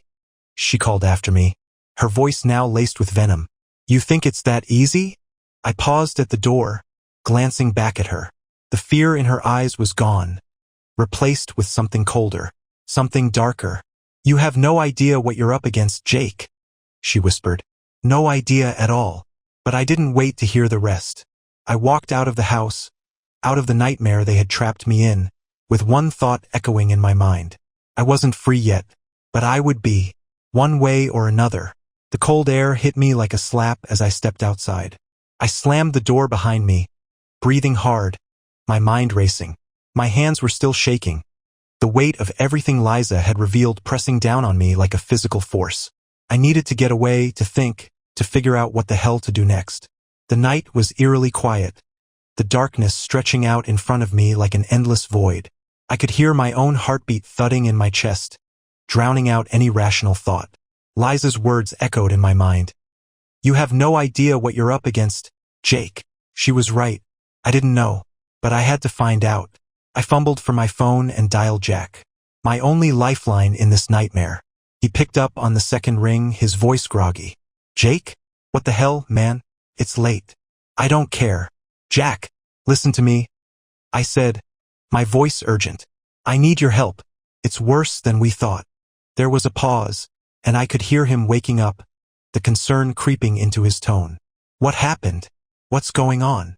"Liza, she's part of something. Some kind of experiment. They've been drugging me for years, Jack. Testing on me. It's not just some cognitive enhancer, they're trying to control me. And I'm not the only one. There's a guy, Dr. Philip Morton, a neuroscientist. He's behind it. I saw the research, the logs. They've been using me like some kind of puppet, tracking everything I do." "Wait, what?" Jack sounded stunned. "They've been drugging you? What are you talking about, man?" "I'm not making this up," I snapped, panic rising in my voice. "I saw everything on Liza's computer. The documents, the data, all of it. She admitted it, Jack. They're experimenting on me." There was a long silence on the other end. I could hear Jack's breathing, slow and deliberate, like he was trying to process everything I just said. "Okay," he finally said, his voice measured. "First, where are you right now? Are you safe?" "I'm outside the house," I replied, glancing back toward the door. The windows were dark, but I could feel her presence behind them, watching, waiting. "But I need to get out of here." "Good. Get somewhere safe. We need to figure this out. I'll come to you, okay? We'll meet somewhere." Yeah, okay." I was about to suggest a place when I suddenly heard a car approaching. I turned toward the sound, my nerves on edge, but the headlights were too far away to make out who it was. "Jack, hang on," I muttered, stepping further into the shadows, trying to stay out of sight. The car pulled up to my driveway. My heart leapt into my throat as the door opened, and a figure stepped out. I squinted, trying to make out who it was. Then I saw him, Dr. Philip Morton. My blood turned to ice. He stood there, calm and collected, as if he hadn't just stepped into the middle of a life he'd been quietly dismantling for years. He was older than I remembered from the fleeting memory of that conference, with graying hair and a cold, methodical presence. He looked up toward the house, then scanned the area, his gaze sweeping the shadows. "Looking for me. Jake? What's happening?" Jack's voice crackled through the phone. "Who's there?" "It's him," I whispered, stepping further behind a tree, my breath coming in shallow gasps. "It's the doctor, Morton." I could see Liza now, standing in the doorway, watching him. They didn't speak, but the way they exchanged glances said enough. They were still in sync, still working together, still orchestrating whatever was coming next. "You need to get out of there, Jake," Jack said urgently. "Now. If they know you're onto them." "I know," I hissed, panic surging through me. "But how? They'll see me if I make a run for it." "They already know, Jake," Jack said, his voice deadly serious. "They already know you're not playing along. That's why he's there. You're part of the next phase now." I felt like the walls were closing in. Morton walked toward Liza, and they started talking in low voices, too quiet for me to hear. But their body language was clear, they were strategizing. Whatever they were planning, I couldn't stick around to find out. I had to leave. "Now, I'm going," I whispered into the phone. "I'll text you where I end up." "Be careful, Jake," Jack said. "Don't trust anyone." I hung up and shoved the phone into my pocket. Morton and Liza were still near the house, distracted. This was my chance. I turned and ran, keeping low and quiet, slipping through the side yard, past the hedges. My heart was hammering, every muscle in my body screaming at me to keep moving. I didn't know where I was going, but I didn't care. Anywhere but there. As I made it to the next block, I heard the faint sound of a car engine revving behind me. I ducked behind a parked car, my breathing ragged. They couldn't have seen me. Not yet, but they would soon. I needed a place to hide, somewhere I could catch my breath. Think. A few blocks away, I spotted a diner, its neon lights flickering weakly in the night. It looked empty, the perfect place to disappear for a while. I pushed through the door, the bell overhead jingling softly. The waitress behind the counter barely glanced at me as I slid into a booth in the back, trying to keep my head down. My mind was racing, replaying everything Liza had said, everything I'd seen on her laptop. The drugs, the experiments, the manipulation. How long had this been going on? How many moments in my life were real, and how many were theirs? My phone buzzed again. Jake. I did some digging after you called, he said, his voice tense. This Dr. Morton, he's not just some fringe researcher. He's deep in the industry. Government contracts, private funding. His work is cutting edge. But it's all hush-hush. No public papers. No announcements. Whoever's backing him, they're keeping it quiet for a reason. My heart sank. What does that mean? It means this goes higher than just Liza and Morton, Jack replied. They're part of something bigger. And if Morton's in town, it's not just about you anymore. They're accelerating whatever they've been planning. I ran a hand through my hair, trying to wrap my head around it. So what do? I can't go home. They're waiting for me. Jack paused, his voice low and steady. We need leverage, evidence. You said you found files on Liza's computer, right? Logs of the experiments. Yeah, but I didn't have time to get anything. I just saw it. Then we need those files, he said firmly. If we can get our hands on the data, we might have a shot at exposing this, blowing the whole thing open. I closed my eyes, the weight of his words sinking in. It wasn't enough just to run. I needed to fight back. But the thought of going back to that house, facing them again, sent a surge of fear through me. I don't know how to get back in, I admitted. They'll be watching the house. They're probably expecting me to come back. Then we find another way, Jack said. You said you had security cameras, right? Can you access the footage remotely? Maybe there's something there. I hesitated, then nodded to myself. Yeah, I can log into the system from my phone. Do it, Jack urged. Let's see what they're up to. If we can figure out their next move, we might be able to get ahead of them. My hands shook as I unlocked my phone and opened the security app. The live feed popped up on the screen. I clicked through the cameras, front yard, backyard, kitchen. There they were, Liza and Morton. They were in the living room now, standing close, talking. My stomach churned as I zoomed in, trying to catch snippets of their conversation. Their voices were muffled, but I caught enough to understand one horrifying truth. They were planning something for me. Tonight. I'll handle the sedative, Morton was saying. It'll be fast. He won't see it coming. Liza nodded, her face set in cold determination.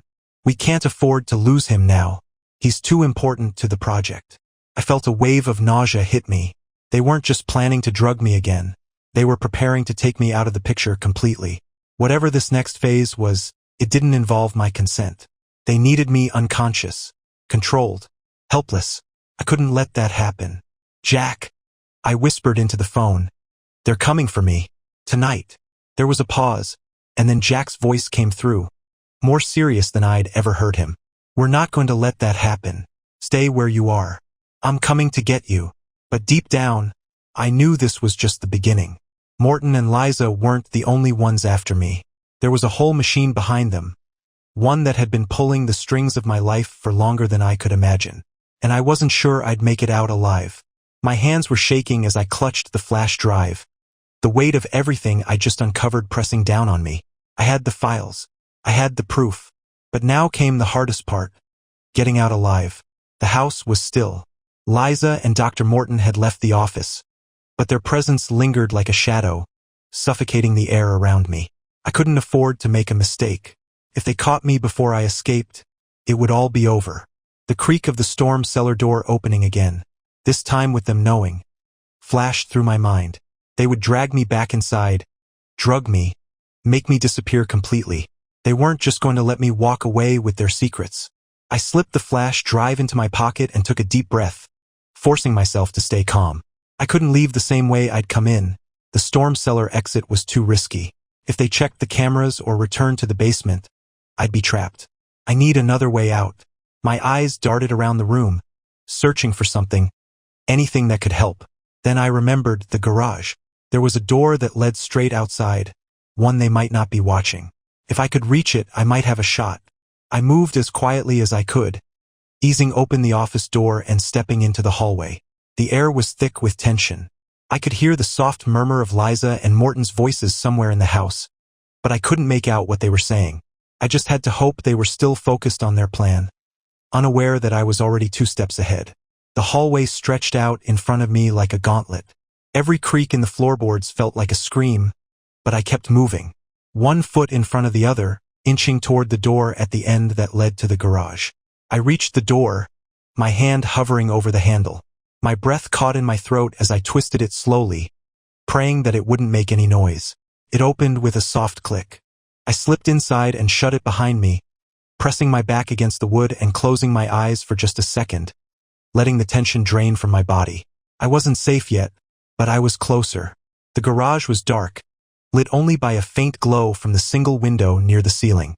My car was parked in the driveway just beyond the garage door, but I didn't have time to get to it without risking being seen. They might have heard the engine or worse, spotted me before I even made it that far. I needed to think. What's my next move? I glanced around the garage, my eyes landing on the dusty, old bike hanging from the wall. Perfect.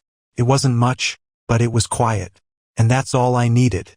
I grabbed it, carefully rolling it out of the garage and onto the driveway. The cool night air hit my face, sending a shiver down my spine. The SUV was still parked down the street, its headlights dark. I couldn't see inside, but I knew they were watching, waiting for any sign of me. Just stay calm. Don't let them see you. I pushed off, coasting down the driveway and onto the sidewalk, keeping to the shadows. My heart pounded in my chest as I pedaled away from the house, the sound of my own breathing loud in my ears.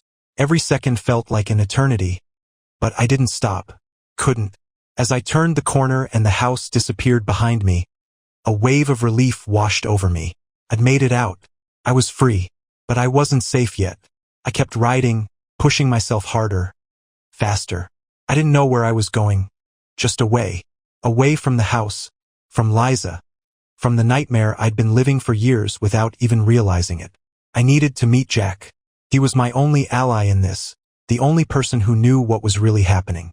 And with the files in my hand, we finally had the leverage we needed to expose them.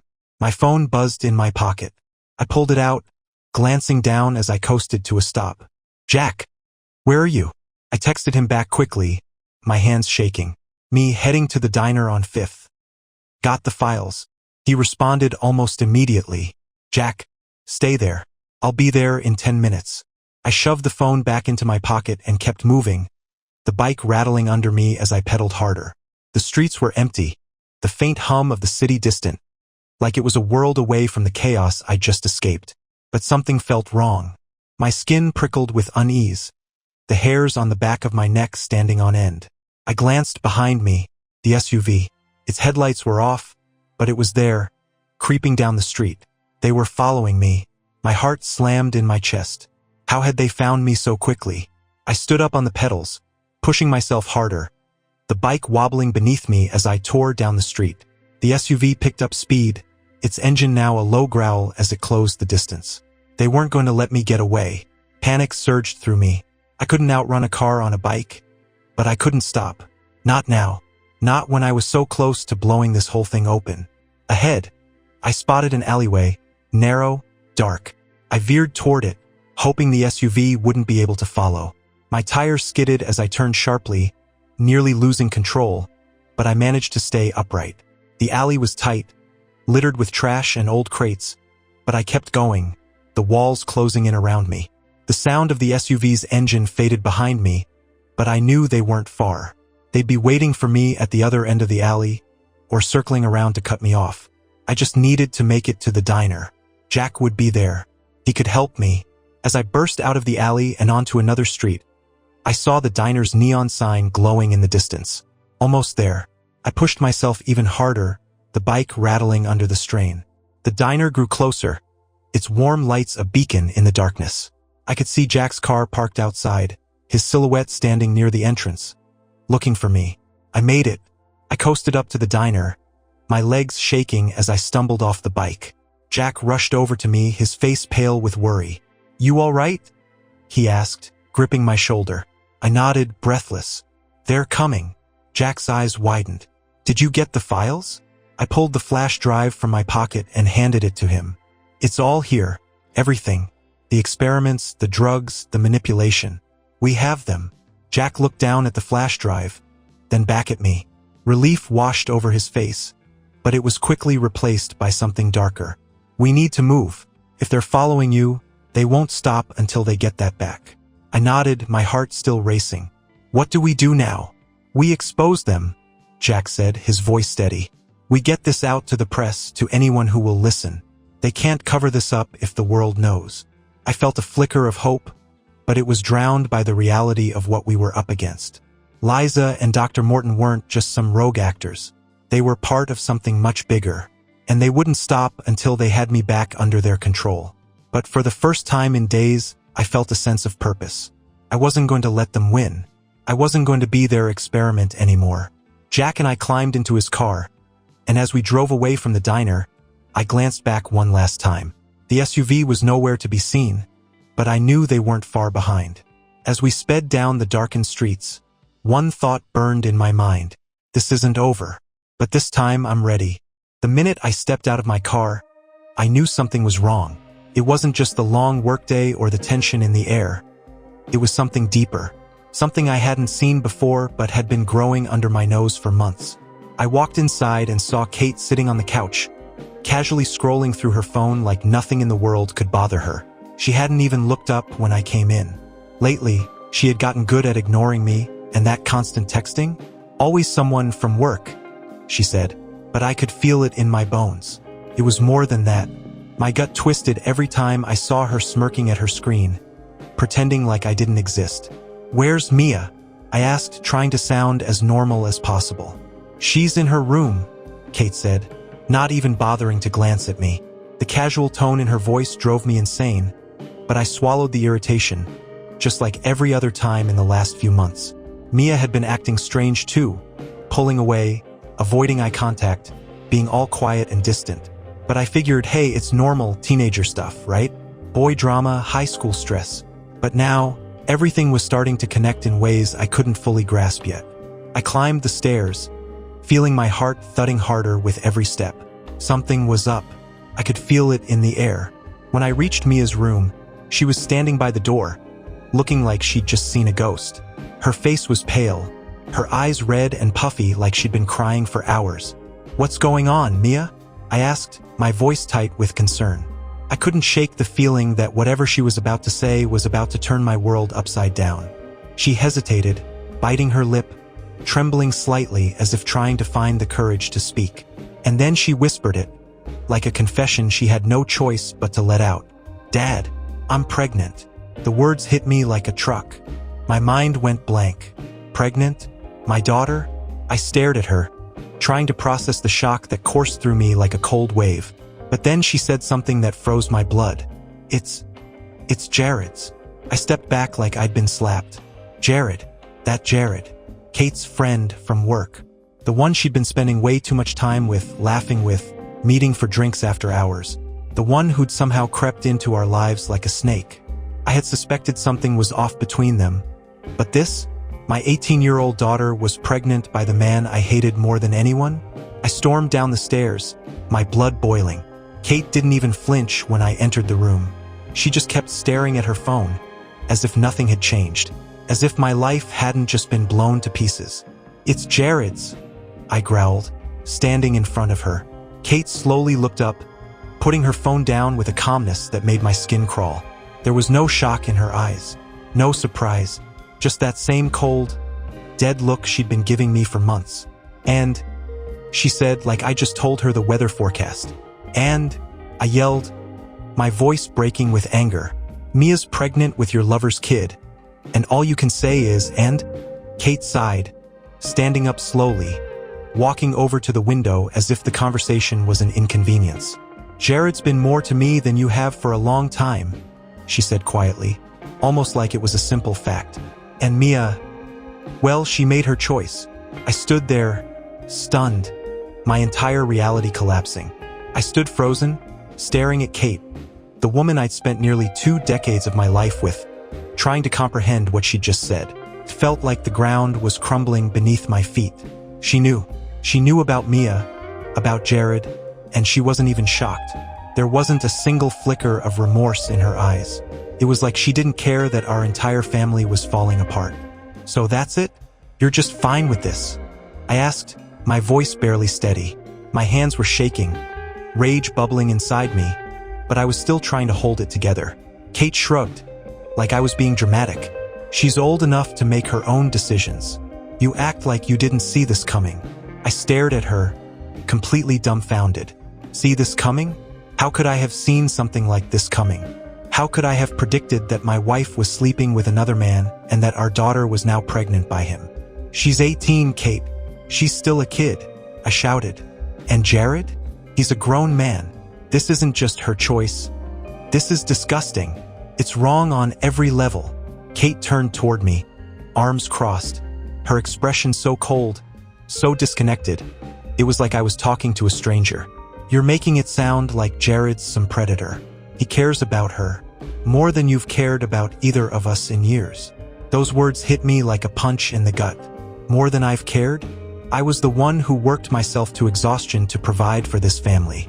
I was the one who tried to hold us together when Kate started to drift away. And now she's standing there, accusing me of not caring? My mind raced through every moment where I had tried to bring us back, tried to connect with her and Mia, but clearly, none of it mattered to her. I took a deep breath, trying to steady myself, but everything felt like it was spinning out of control. "How long has this been going on?" I asked through gritted teeth, not sure if I even wanted to know the answer. Part of me hoped it was something recent, a one-time thing, a terrible mistake. But deep down, I knew better. This wasn't something that happened overnight. Kate didn't even flinch. She looked at me with a calm indifference that made me sick. "Long enough. That was it." Two simple words that shattered the last thread of hope I had. I thought maybe, just maybe, she'd realize how awful this was and show even a flicker of regret. But no, she was too far gone. "Long enough," I repeated, my voice low, trying to control the fury building inside me. "What does that even mean, Kate? How long have you been screwing around with him? And now Mia's involved too? This is insane." Kate finally showed something, annoyance. She sighed, as if this whole situation was exhausting her. "Look, it started with me and Jared, okay? And Mia, she just got close to him. They have a connection. It's not as horrible as you're making it out to be." I took a step closer to her, my hands clenched into fists at my sides, but I wasn't sure if it was from anger or desperation. "Not as horrible? Our daughter is pregnant by the man you've been sleeping with behind my back. This is worse than I ever could have imagined." The silence that followed was suffocating. I could hear the faint ticking of the clock on the wall, the sound of my own heartbeat pounding in my ears. Kate stood there, arms still crossed, completely unbothered by everything crumbling around us. I took a step back, trying to clear my head. I needed to talk to Mia. She had to be as confused and scared as I was, right? There's no way she could have done this willingly. Not with someone like Jared. She was still my little girl, even if everything felt like it was spiraling out of control. I turned and stormed back up the stairs to her room, my mind racing. I knocked on her door, more forcefully than I intended. "Mia, we need to talk." No response. I knocked again, louder. "Mia." After a few seconds, I heard her voice, small and muffled. "Come in." I opened the door to find her sitting on her bed, her knees pulled up to her chest, looking as fragile as I'd ever seen her. Her face was streaked with tears, and she wouldn't meet my eyes. "Dad, I'm sorry," she whispered. Her voice cracked, and it hit me hard. She was terrified, confused, maybe just as lost as I was. I sat down beside her, struggling to keep my anger in check, but I needed answers. "Mia, how did this happen?" I asked softly, though inside, I was screaming. "How did you get involved with Jared? He's so much older than you. What was he thinking?" She wiped her eyes and looked down, her voice barely above a whisper. I didn't mean for this to happen. It just did. He was around all the time with Mom and, I don't know, he made me feel like someone was actually listening to me. He wasn't like you and Mom, always fighting or ignoring me. He cared. I felt like I'd been sucker punched. Listening, caring. That bastard had manipulated my daughter while playing house with my wife. "Mia," I said, my voice shaking, Jared's not who you think he is. He's been using you. He's using both of you. This isn't love or caring. It's..." She cut me off, her voice growing louder. "No, Dad, you don't understand. He's not like that. He loves me. We're gonna figure this out." I stared at her, my heart breaking in ways I didn't think were possible. My daughter was defending the man who had destroyed our family. She thought this was love? Before I could say anything else, I heard footsteps behind me.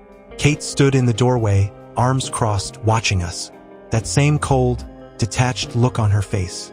"She's right, Jake," Kate said. "You can't fix this. It's too late." And in that moment, I realized just how far gone everything was. I stared at Kate, my breath shallow, heart pounding. Felt like I was drowning, like the walls were closing in on me. Mia's words kept echoing in my head. "He loves me. How the hell did we get here? How did my daughter end up defending a man like Jared, while my wife, her mother, stood by and watched it all unfold without a shred of guilt?" I stood up, turning to face Kate fully. I couldn't take her cold, indifferent stare any longer. "This is your fault," I said, my voice low but filled with raw anger. "You let this happen. You let him into our lives. You betrayed me. But now you've dragged Mia into this mess, and you're acting like it's nothing." Kate's eyes narrowed, but she didn't move. She wasn't gonna back down, that much was clear. "You're blaming me?" she snapped. "You're the one who checked out of this family years ago. You didn't even notice when things started falling apart. Jared was there for us when you weren't. You want to be angry? Fine. But this isn't just on me." I could feel the rage bubbling up inside, every ounce of control I had left slipping through my fingers. "Don't you dare try to turn this on me. You brought him into our home, and now you've let him take advantage of our daughter, and you stand here like it's not a big deal. What kind of mother are you?" Mia gasped behind me. I turned to see her eyes wide with shock, her face pale, but Kate stepped forward, cutting me off before I could say anything else. "You're not a saint, Jake. You might have provided for us financially, but that's where it ended. You weren't here mentally, emotionally. You were married to your work. Jared didn't just take advantage of her. They found something in each other that you and I lost a long time ago." Her words sliced through me, but I refused to let her rewrite history. I was there more than she ever acknowledged. I was trying to keep our family together, while she was too busy finding comfort in someone else's arms. I turned back to Mia, desperate to reach her. "Mia, listen to me. You don't understand what Jared is doing. He's manipulating you. He's not your friend, and he's definitely not someone you can trust. He's a grown man taking advantage of a teenager. Stop it," Mia yelled, her voice cracking as she pushed herself up from the bed. Tears streamed down her face, her hands shaking as she stared at me with a look I'd never seen before. Anger. Pure anger. "You're wrong. He's not manipulating me. I love him, Dad. He loves me. Why can't you understand that?" The words were like daggers, each one hitting harder than the last. I had lost her. She was gone, wrapped up in this twisted idea of love that Jared had fed her. I looked at my little girl, and for the first time I didn't recognize her. "Mia?" I started, but my voice was hoarse, barely audible over the storm of emotions ripping through me. How do you reach someone who's so deep in denial, so caught up in a lie they believe it's real? But before I could say anything else, Kate stepped in again, her voice sharp and final. "You need to stop trying to fix this, Jake. You're only making it worse.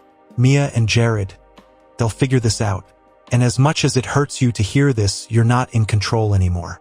You haven't been for a long time." Her words felt like a death sentence, the final nail in the coffin. I stood there, completely powerless, as my world collapsed around me. I had no idea how to respond. Everything I had spent years building, every effort I'd made to be a good father and husband, it was all gone, replaced by this nightmare I never saw coming. I backed out of Mia's room, feeling like I couldn't breathe. I needed air, space, anything to escape the suffocating reality that had settled over my life. I stumbled downstairs, my mind racing, but no answers came. The kitchen, the living room, the family photos on the walls, everything felt tainted now. Everything was a reminder of the betrayal, the lies, the fact that my wife and daughter were no longer on my side. I grabbed my keys off the counter, my hands trembling as I clenched them tightly. I needed to get out of the house, away from them, away from the wreckage of what my life used to be. I stormed toward the door, but as I reached for the handle, I stopped. For a moment, I wondered if I could just leave, walk away and never come back. Just drive. Forget about all of this, the lies, the betrayal, the fact that my family had been destroyed right in front of me. Would they even care if I left? Would they even notice? But then I thought about Mia. I thought about that moment upstairs when she looked at me, terrified, yet still defending Jared. How could I leave her? How could I walk away knowing that she was caught in this horrible mess and no one was trying to save her? Couldn't. No matter how much I wanted to escape, I couldn't leave her behind like that. She was still my daughter. Even if she was lost right now, even if she hated me for trying to tear her away from Jared, I couldn't give up on her. But how do you save someone who doesn't want to be saved? I stood at the door, my mind racing. I wasn't ready to give up, but I had no idea what to do next. All I knew was that I couldn't walk out that door and pretend like everything was fine. I needed a plan, a way to fix this no matter how impossible it seemed.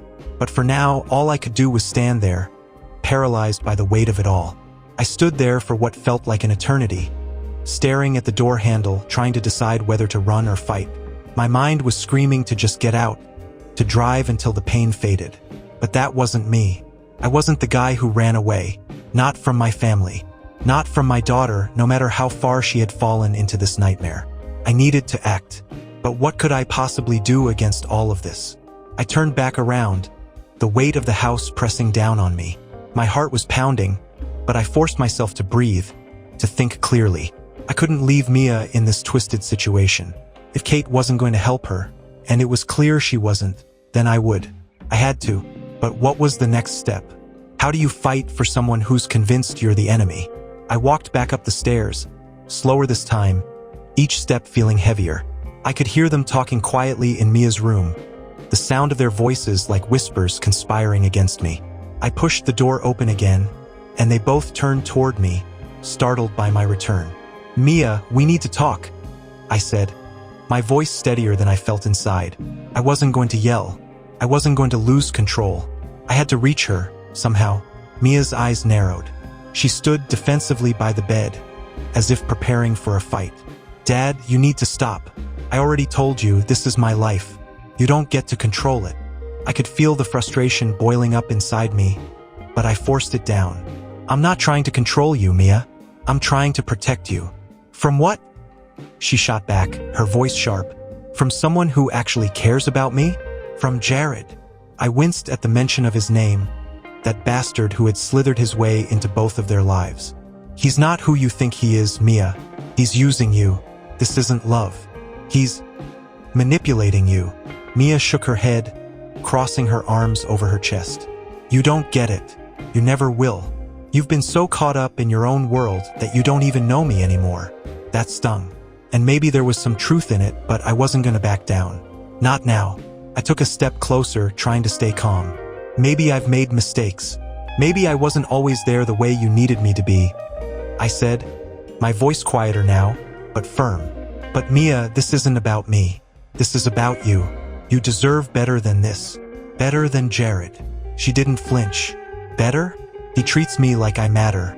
He listens to me. He doesn't judge me." "That's not love, Mia," I said, my voice shaking with frustration. "He's an adult, manipulating a teenager, taking advantage of your vulnerability. He's not doing this because he cares about you. He's doing it because it serves him." I saw something flicker in her eyes, like she was considering what I was saying, but it was gone in an instant, replaced by defiance. "You don't know him, and you do," I asked, the words coming out sharper than I intended. I took a deep breath. "Mia, you think you know him, but he's controlling you. He's isolating you from me, from anyone who might stand in his way." Before I could say more, Kate stepped in again, standing between us like a wall. "Enough, Jake," she snapped, her voice ice cold. "You need to stop filling her head with your paranoia. Jared's not some monster. He's been more of a man to this family than you have for years." That hit me like a physical blow. I clenched my jaw, trying to keep my emotions in check, but I was about to snap. More of a man than me? Jared? This was insane. I turned to Kate, my voice deadly calm. You let this happen. You let him get close to her, and now you're defending him? How can you stand there and justify this? He's a predator. Kate rolled her eyes, her cold indifference like a slap in the face. Predator? Please, stop with the drama, Jake. Mia's not a little girl anymore. She's made her choice. Mia shifted uncomfortably behind Kate, and I saw her hesitate for the first time. Maybe, just maybe, I was getting through. But Kate wasn't done. You were never around, Jake. Always too busy with your work. Too busy with everything but us. Jared stepped in where you failed. And now you're just bitter because you're losing control. I felt my fists clench at my sides. This was too much. The lies, the manipulation, the audacity of Kate to stand there and twist the story into something that painted her and Jared as the victims, as the ones who cared. My chest tightened, and I felt like I was going to explode, but I couldn't. I wouldn't. You've lost it, I said quietly, locking eyes with Kate. You're letting a man manipulate our daughter, and you're too selfish to see it. Kate smirked, like she knew she had already won. Believe what you want, Jake, but this is Mia's decision, not yours. And then I saw it, the crack in Mia's armor. Her eyes flickered again, darting from Kate to me, and for a brief second, I saw the doubt. She wasn't as sure as she pretended to be. Jared had gotten inside her head, yes, but deep down, she was still my daughter. She knew something was wrong. She just didn't know how to admit it yet. Mia, I said, stepping around Kate, making sure I had her full attention. You don't have to go down this path. You don't owe Jared anything. You're 18. You have your whole life ahead of you. Don't let him take that from you. Her lip trembled, but she didn't speak. Kate reached for her, pulling her closer, but Mia stepped back, just a little, just enough to make me believe there was still a chance. I love him, she whispered, but this time, it wasn't a declaration. It sounded more like a question, like she was trying to convince herself. And I love you, I said, my voice breaking, but I'm not going to let you throw your life away for someone like him. For the first time, I saw the walls in Mia's mind starting to crack. The bravado, the defiance, it was crumbling. But she was still trapped, still caught in the middle between Jared's influence and the wreckage of what our family used to be. I could see it all weighing on her.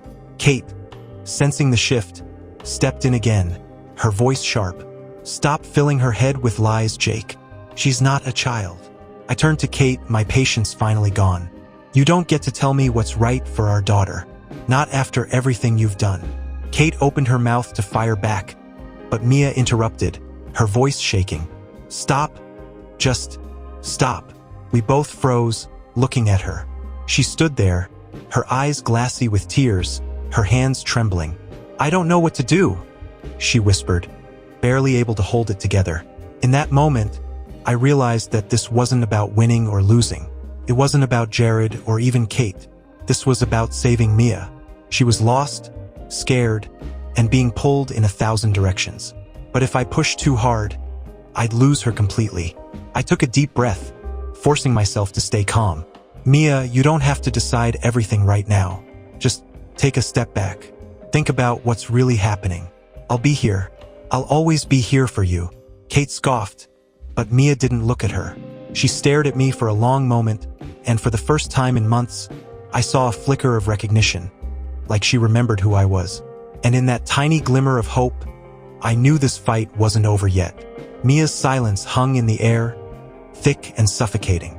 She stood there, trembling, torn between two worlds. The one Jared and Kate had pulled her into, and the life she used to know before everything went to hell. I could see it in her eyes. She was wavering. This wasn't what she had imagined. And now, the cracks in her belief, in Jared's lies, were finally starting to show. Mia, I said again, softer this time, as if she might break if I pushed too hard. You don't have to go down this road. You can still come back. She looked at me, tears brimming in her eyes, but before she could respond, Kate cut in, her voice sharp and controlling, like she sensed she was losing her grip. Stop it, Jake. You're confusing her, Kate hissed, stepping closer to Mia, trying to pull her back into the toxic reality she had built with Jared. She's already made her choice. You can't guilt her into changing her mind. But Mia didn't move. She didn't step toward Kate. Instead, she stood frozen in the middle of the room, her eyes darting between us, struggling to find her voice, her identity, in the mess we had become. I knew that any wrong word now could destroy everything. One wrong step and she'd be gone for good. "Mia," I whispered again, trying to keep my voice steady. "You don't owe anyone anything, least of all Jared. You need to think about what's right for you. You're not stuck. No matter what they've told you, you can walk away." Kate scoffed, crossing her arms, but I ignored her. This wasn't about her anymore. This was about Mia. Only Mia. For the first time, my daughter opened her mouth to speak, but the words didn't come easily. She was shaking, her eyes glassy with fear. "Dad, I don't know what to do." I felt a lump rise in my throat. This was the first real sign of vulnerability I'd seen from her since all of this started. I could feel how lost she was, how desperate she was for someone to guide her out of the darkness she'd fallen into. Before I could say anything more, Kate stepped forward, her eyes blazing with frustration. "Mia, you do know what to do. You've already made your decision. You're just letting him confuse you." I took a step closer to Mia, blocking Kate's path, my voice firm but calm. "No, Mia. This is your decision, not mine, not your mother's. You need to figure out what you really want." Mia glanced between us again, her hands trembling. She was holding on to something inside, a battle raging in her mind. I could see it, how hard she was fighting to figure out what was right. She wasn't just the rebellious teenager anymore. She was scared. She was searching for a way out, but too terrified to admit it. Then her voice cracked. "I didn't want this." I felt my heart stop. It was the truth, raw and painful. The walls were crumbling, and for the first time, Mia was starting to let me see behind them. Kate, sensing the shift, stepped closer, her face tightening in frustration. "Mia, don't say that. You're just upset because of him," she spat, throwing a glance at me. "Jared's done nothing but care about you. He's the one who's been here for us." Mia flinched at her words, and I saw something break in her eyes. She wasn't sure what was real anymore, what Jared had made her believe, what Kate was feeding her, or what she actually wanted for herself. I looked at Mia, my voice as soft as I could make it. "You don't have to protect anyone, Mia. Not Jared. Not your mom. Not me. You only need to think about yourself right now. What you want." Mia's face contorted as the weight of it all finally hit her. Her lip trembled, and for a moment, I thought she might collapse under the pressure. But then, she whispered, "I don't want this." Kate's expression darkened, and she turned toward Mia, her voice dripping with desperation. "What are you talking about? Of course you want this. Jared is—" "No!" Mia cut her off, her voice louder than I had heard in months. She shook her head, backing away from Kate. I don't want any of this." Kate froze, her mouth hanging open as Mia's words echoed in the room.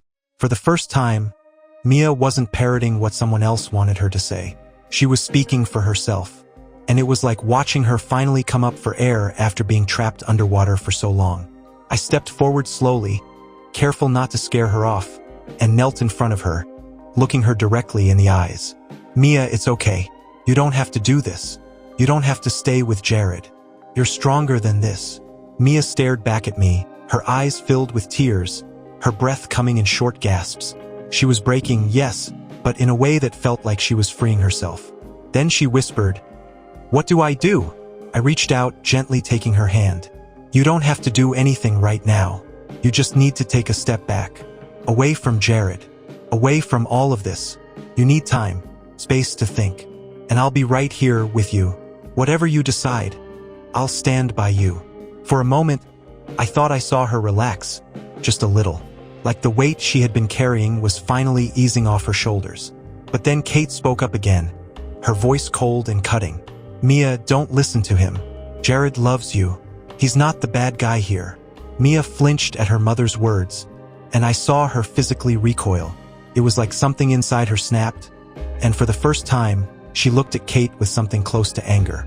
"You knew," Mia said, her voice low but filled with disbelief. "You knew what Jared was doing, and you didn't stop it."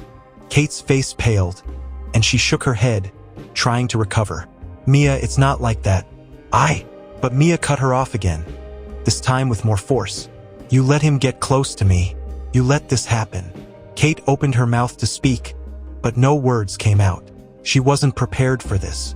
She wasn't ready for Mia to turn on her. For the first time, Kate wasn't in control. And then Mia did something that left me breathless. She took a step toward me, away from Kate, away from Jared, away from everything that had been poisoning her for months. She looked up at me, her eyes full of pain and confusion, but also something new. Something I hadn't seen in her in a long time. "Hope, I want to leave," she whispered. And in that moment, I knew that everything had changed. For a moment, time froze. Mia's words, "I want to leave," hung in the air, like a lifeline thrown out of a stormy sea. She had finally said it, broken through the walls that Jared and Kate had built around her. My heart pounded in my chest, but I had to keep it together. This was the turning point. She wanted out, and I had to be the one to help her escape. I nodded slowly, trying not to overwhelm her. "Okay," I said, keeping my voice steady. "We'll leave, right now. You and me." Mia looked at me, her face filled with a mix of relief and fear, like she couldn't believe she'd actually said the words. Her body trembled, her eyes still flicking back to Kate, as if waiting for her mother to jump in and stop her. Kate didn't waste a second. "Mia, don't be ridiculous," she snapped, stepping forward like she was about to pull her back by force. "You can't just leave. Where are you even going to go?" "Jared, stop saying his name," Mia shouted, her voice cracking, the dam breaking. She backed away from Kate, closer to me, and it was like watching her sever the final tie. "I don't want to see him again. I don't want to hear about him. I don't want any of this." Kate froze, stunned, her confidence crumbling. This wasn't going the way she had expected. Mia had always sided with her, always trusted her. But now, the control she'd had was slipping, and for the first time, Kate looked scared. "Mia," Kate tried again, her voice softer, almost pleading. "You don't understand what you're doing. You're emotional right now. Jared has done nothing but love and support you. You're just confused because of your father. He's trying to manipulate you." Mia's face twisted in anger and disgust. "No, Mom. You were the one who let this happen. You brought him into our house. You stood by while he... Her voice broke, and she couldn't finish the sentence. I felt a knot in my throat as I watched her struggle to keep it together. I couldn't imagine the weight of what she'd been through, trapped between Jared's manipulation and her mother's blind loyalty. Kate's face turned cold again, a flicker of that icy control returning. "You're making a mistake, Mia.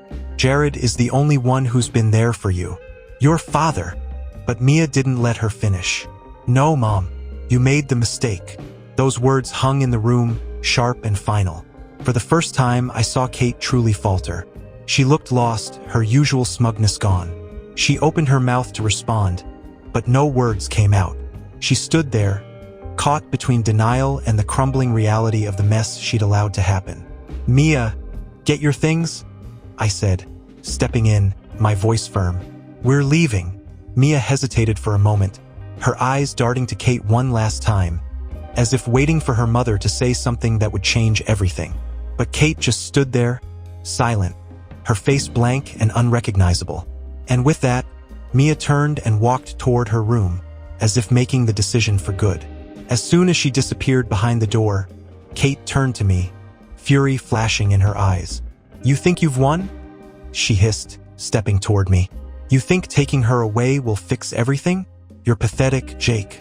You've always been pathetic." I clenched my fists, forcing myself to stay calm. This wasn't about Kate anymore. "This isn't about me, Kate. It's about Mia. You let her get caught up in this mess, and I'm not letting it happen any longer." Kate laughed, a sharp, bitter sound. "And what? You're going to save her? Take her away like some hero and pretend like you can fix everything? Jared will never let this go. You know that, right?" The mention of Jared sent a fresh wave of anger through me, but I held it back. "I'll deal with Jared. Right now, I'm getting Mia out of here." Kate's smirk disappeared, and for a brief second, I saw fear flicker in her eyes. Maybe it was the first time she truly understood that I wasn't backing down, that I wasn't leaving without Mia. Before she could say another word, Mia reappeared at the top of the stairs, a small bag slung over her shoulder. She looked down at us, her face pale, her expression unreadable. But there was a determination in her eyes that hadn't been there before. She had made her choice. Kate opened her mouth to say something, but Mia spoke first. "I'm leaving, Mom. With Dad." Kate's face twisted, a mix of anger and disbelief. "Mia, you can't."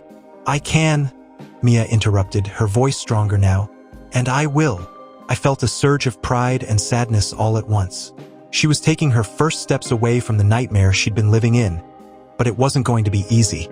Jared wouldn't let her go without a fight, and I knew Kate wouldn't either. But for now, this was a victory. A small, fragile victory, but a victory nonetheless.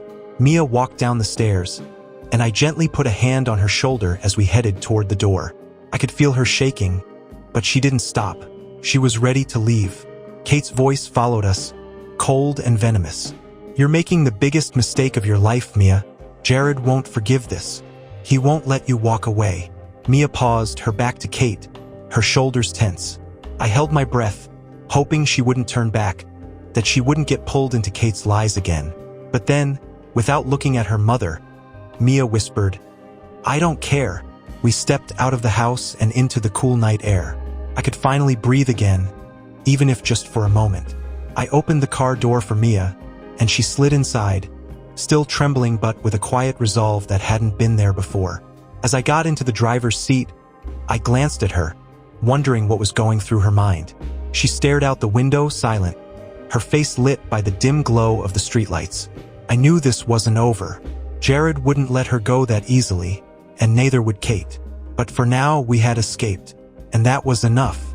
I turned the key in the ignition, the engine roaring to life, and pulled out of the driveway.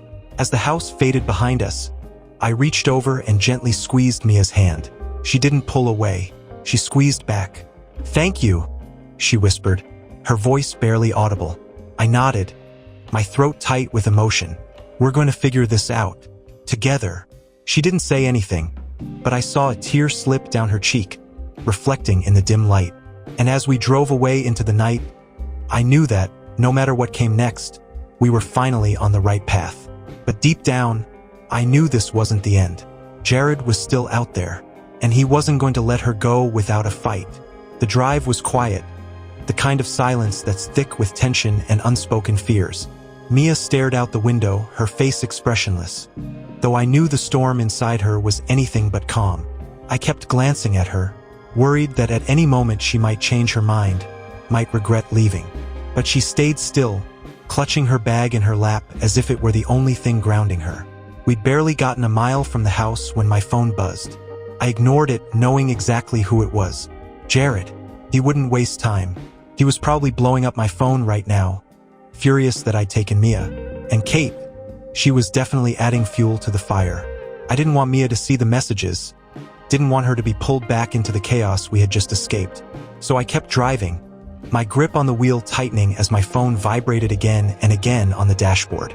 Then, suddenly, Mia spoke, her voice so soft I barely heard her. "Where are we going?" I hesitated, realizing I hadn't thought that far ahead. Everything had happened so fast. Leaving the house, getting her away from Kate, that I didn't have a plan. But I couldn't let her feel that uncertainty, not when she had finally made the decision to leave. "We'll figure it out," I said, trying to sound calm and reassuring. "We can go to a hotel for tonight, and then tomorrow we'll figure out our next steps. Right now, we just need some space, a place to think." She nodded, but I could tell the weight of everything was pressing down on her. It wasn't just about leaving, it was about what came next. And I didn't have all the answers. Not yet. After what felt like hours, but was probably only 10 minutes, I pulled into a small parking lot next to a hotel. It wasn't much, but it was clean, quiet, and far enough away from the house that I hoped Jared wouldn't come looking right away. "We'll stay here for the night," I said, glancing at Mia, "just to get our heads straight." She nodded again, her eyes still fixed out the window. I could feel her shutting down, retreating into herself, and I didn't blame her. She had just walked away from everything she knew. But now wasn't the time for shutting down. We had to be on alert. Jared was still out there, and I knew he wouldn't give up easily. I got out of the car, walked around to her side, and opened the door. She stepped out slowly, like her body was heavy with exhaustion, and followed me into the hotel lobby without a word. We checked in, got the key, and headed up to our room, the silence between us growing thicker with every step. Inside, the room was small but comfortable. 2 beds, a TV, and a window overlooking the parking lot. It was temporary, just a place to hide out for the night, but at least it was a start. A place away from the poison of Jared and Kate. Mia dropped her bag on the floor and sat on the edge of one of the beds, her shoulders slumped.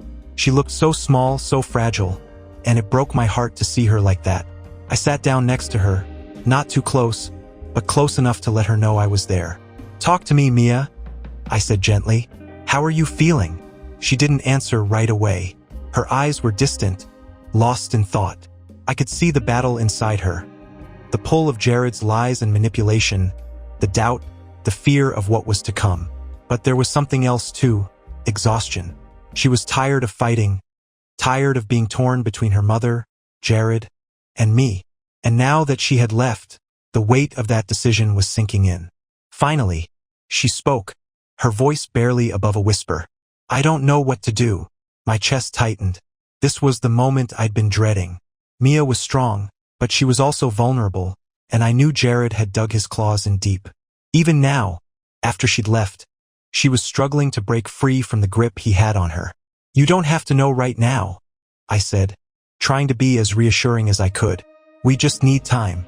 Time to figure things out. Jared doesn't control you, Mia. You're not trapped." She shook her head, her eyes filling with tears. "You don't understand, Dad. He's not gonna just let me go. He'll find me. He always finds a way." The fear in her voice sent a chill down my spine. I had underestimated Jared's hold on her. He wasn't just some creep manipulating her. He had her believing she couldn't escape him, and that terrified me more than anything. "We're safe here," I said, though I wasn't sure how true that was. "He doesn't know where we are, and if he tries to find you, we'll deal with him. I won't let him hurt you." Mia wiped her eyes, but the fear lingered. "He always knows. He'll come looking. And what if he tries to hurt you?" I swallowed hard. It hadn't even crossed my mind that Jared might come after me. But now that she said it, the thought stuck like a thorn in my brain. Jared wasn't just some jealous boyfriend, he was dangerous. And if he felt like he was losing control of Mia, he might do something desperate. "I'm not afraid of him," I said, trying to sound braver than I felt. "But if he shows up, we'll call the police. He can't touch you, Mia. Not anymore." Mia was about to say something when my phone buzzed again, vibrating on the bedside table. I grabbed it, expecting another string of furious texts from Jared. But when I looked at the screen, my stomach dropped. Kate. She'd been calling and texting nonstop. I had ignored it, but now, with Mia watching me closely, I knew I couldn't avoid it forever. I opened one of the messages, knowing full well it wouldn't be good. "You think you can just take her? You have no idea what you're dealing with, Jake. Jared will find you both. He won't let this go." I clenched my jaw, anger bubbling up inside me. Of course Kate was still playing Jared's game, still protecting him. She didn't care about Mia.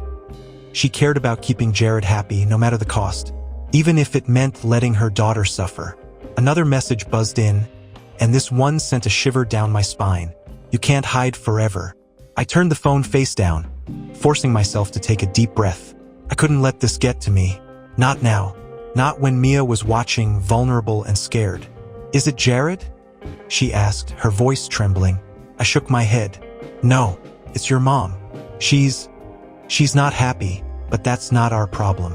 Right now, all that matters is you." Mia's eyes filled with tears again, and I could see the weight of everything pressing down on her. I had to be strong for her. I had to show her that we could get through this, even if I wasn't sure how. But deep down, I knew the truth. Jared wasn't going to let her go. And if he found us, there would be hell to pay. We hadn't been in the hotel an hour when the knock came at the door. My heart sank. Mia froze, her eyes wide with fear, and I knew exactly who it was. "Jared."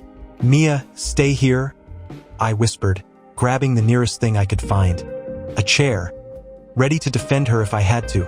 My heart was racing, every muscle in my body tense. The knock came again, harder this time, more impatient. I moved toward the door, carefully peeking through the peephole, and there he was.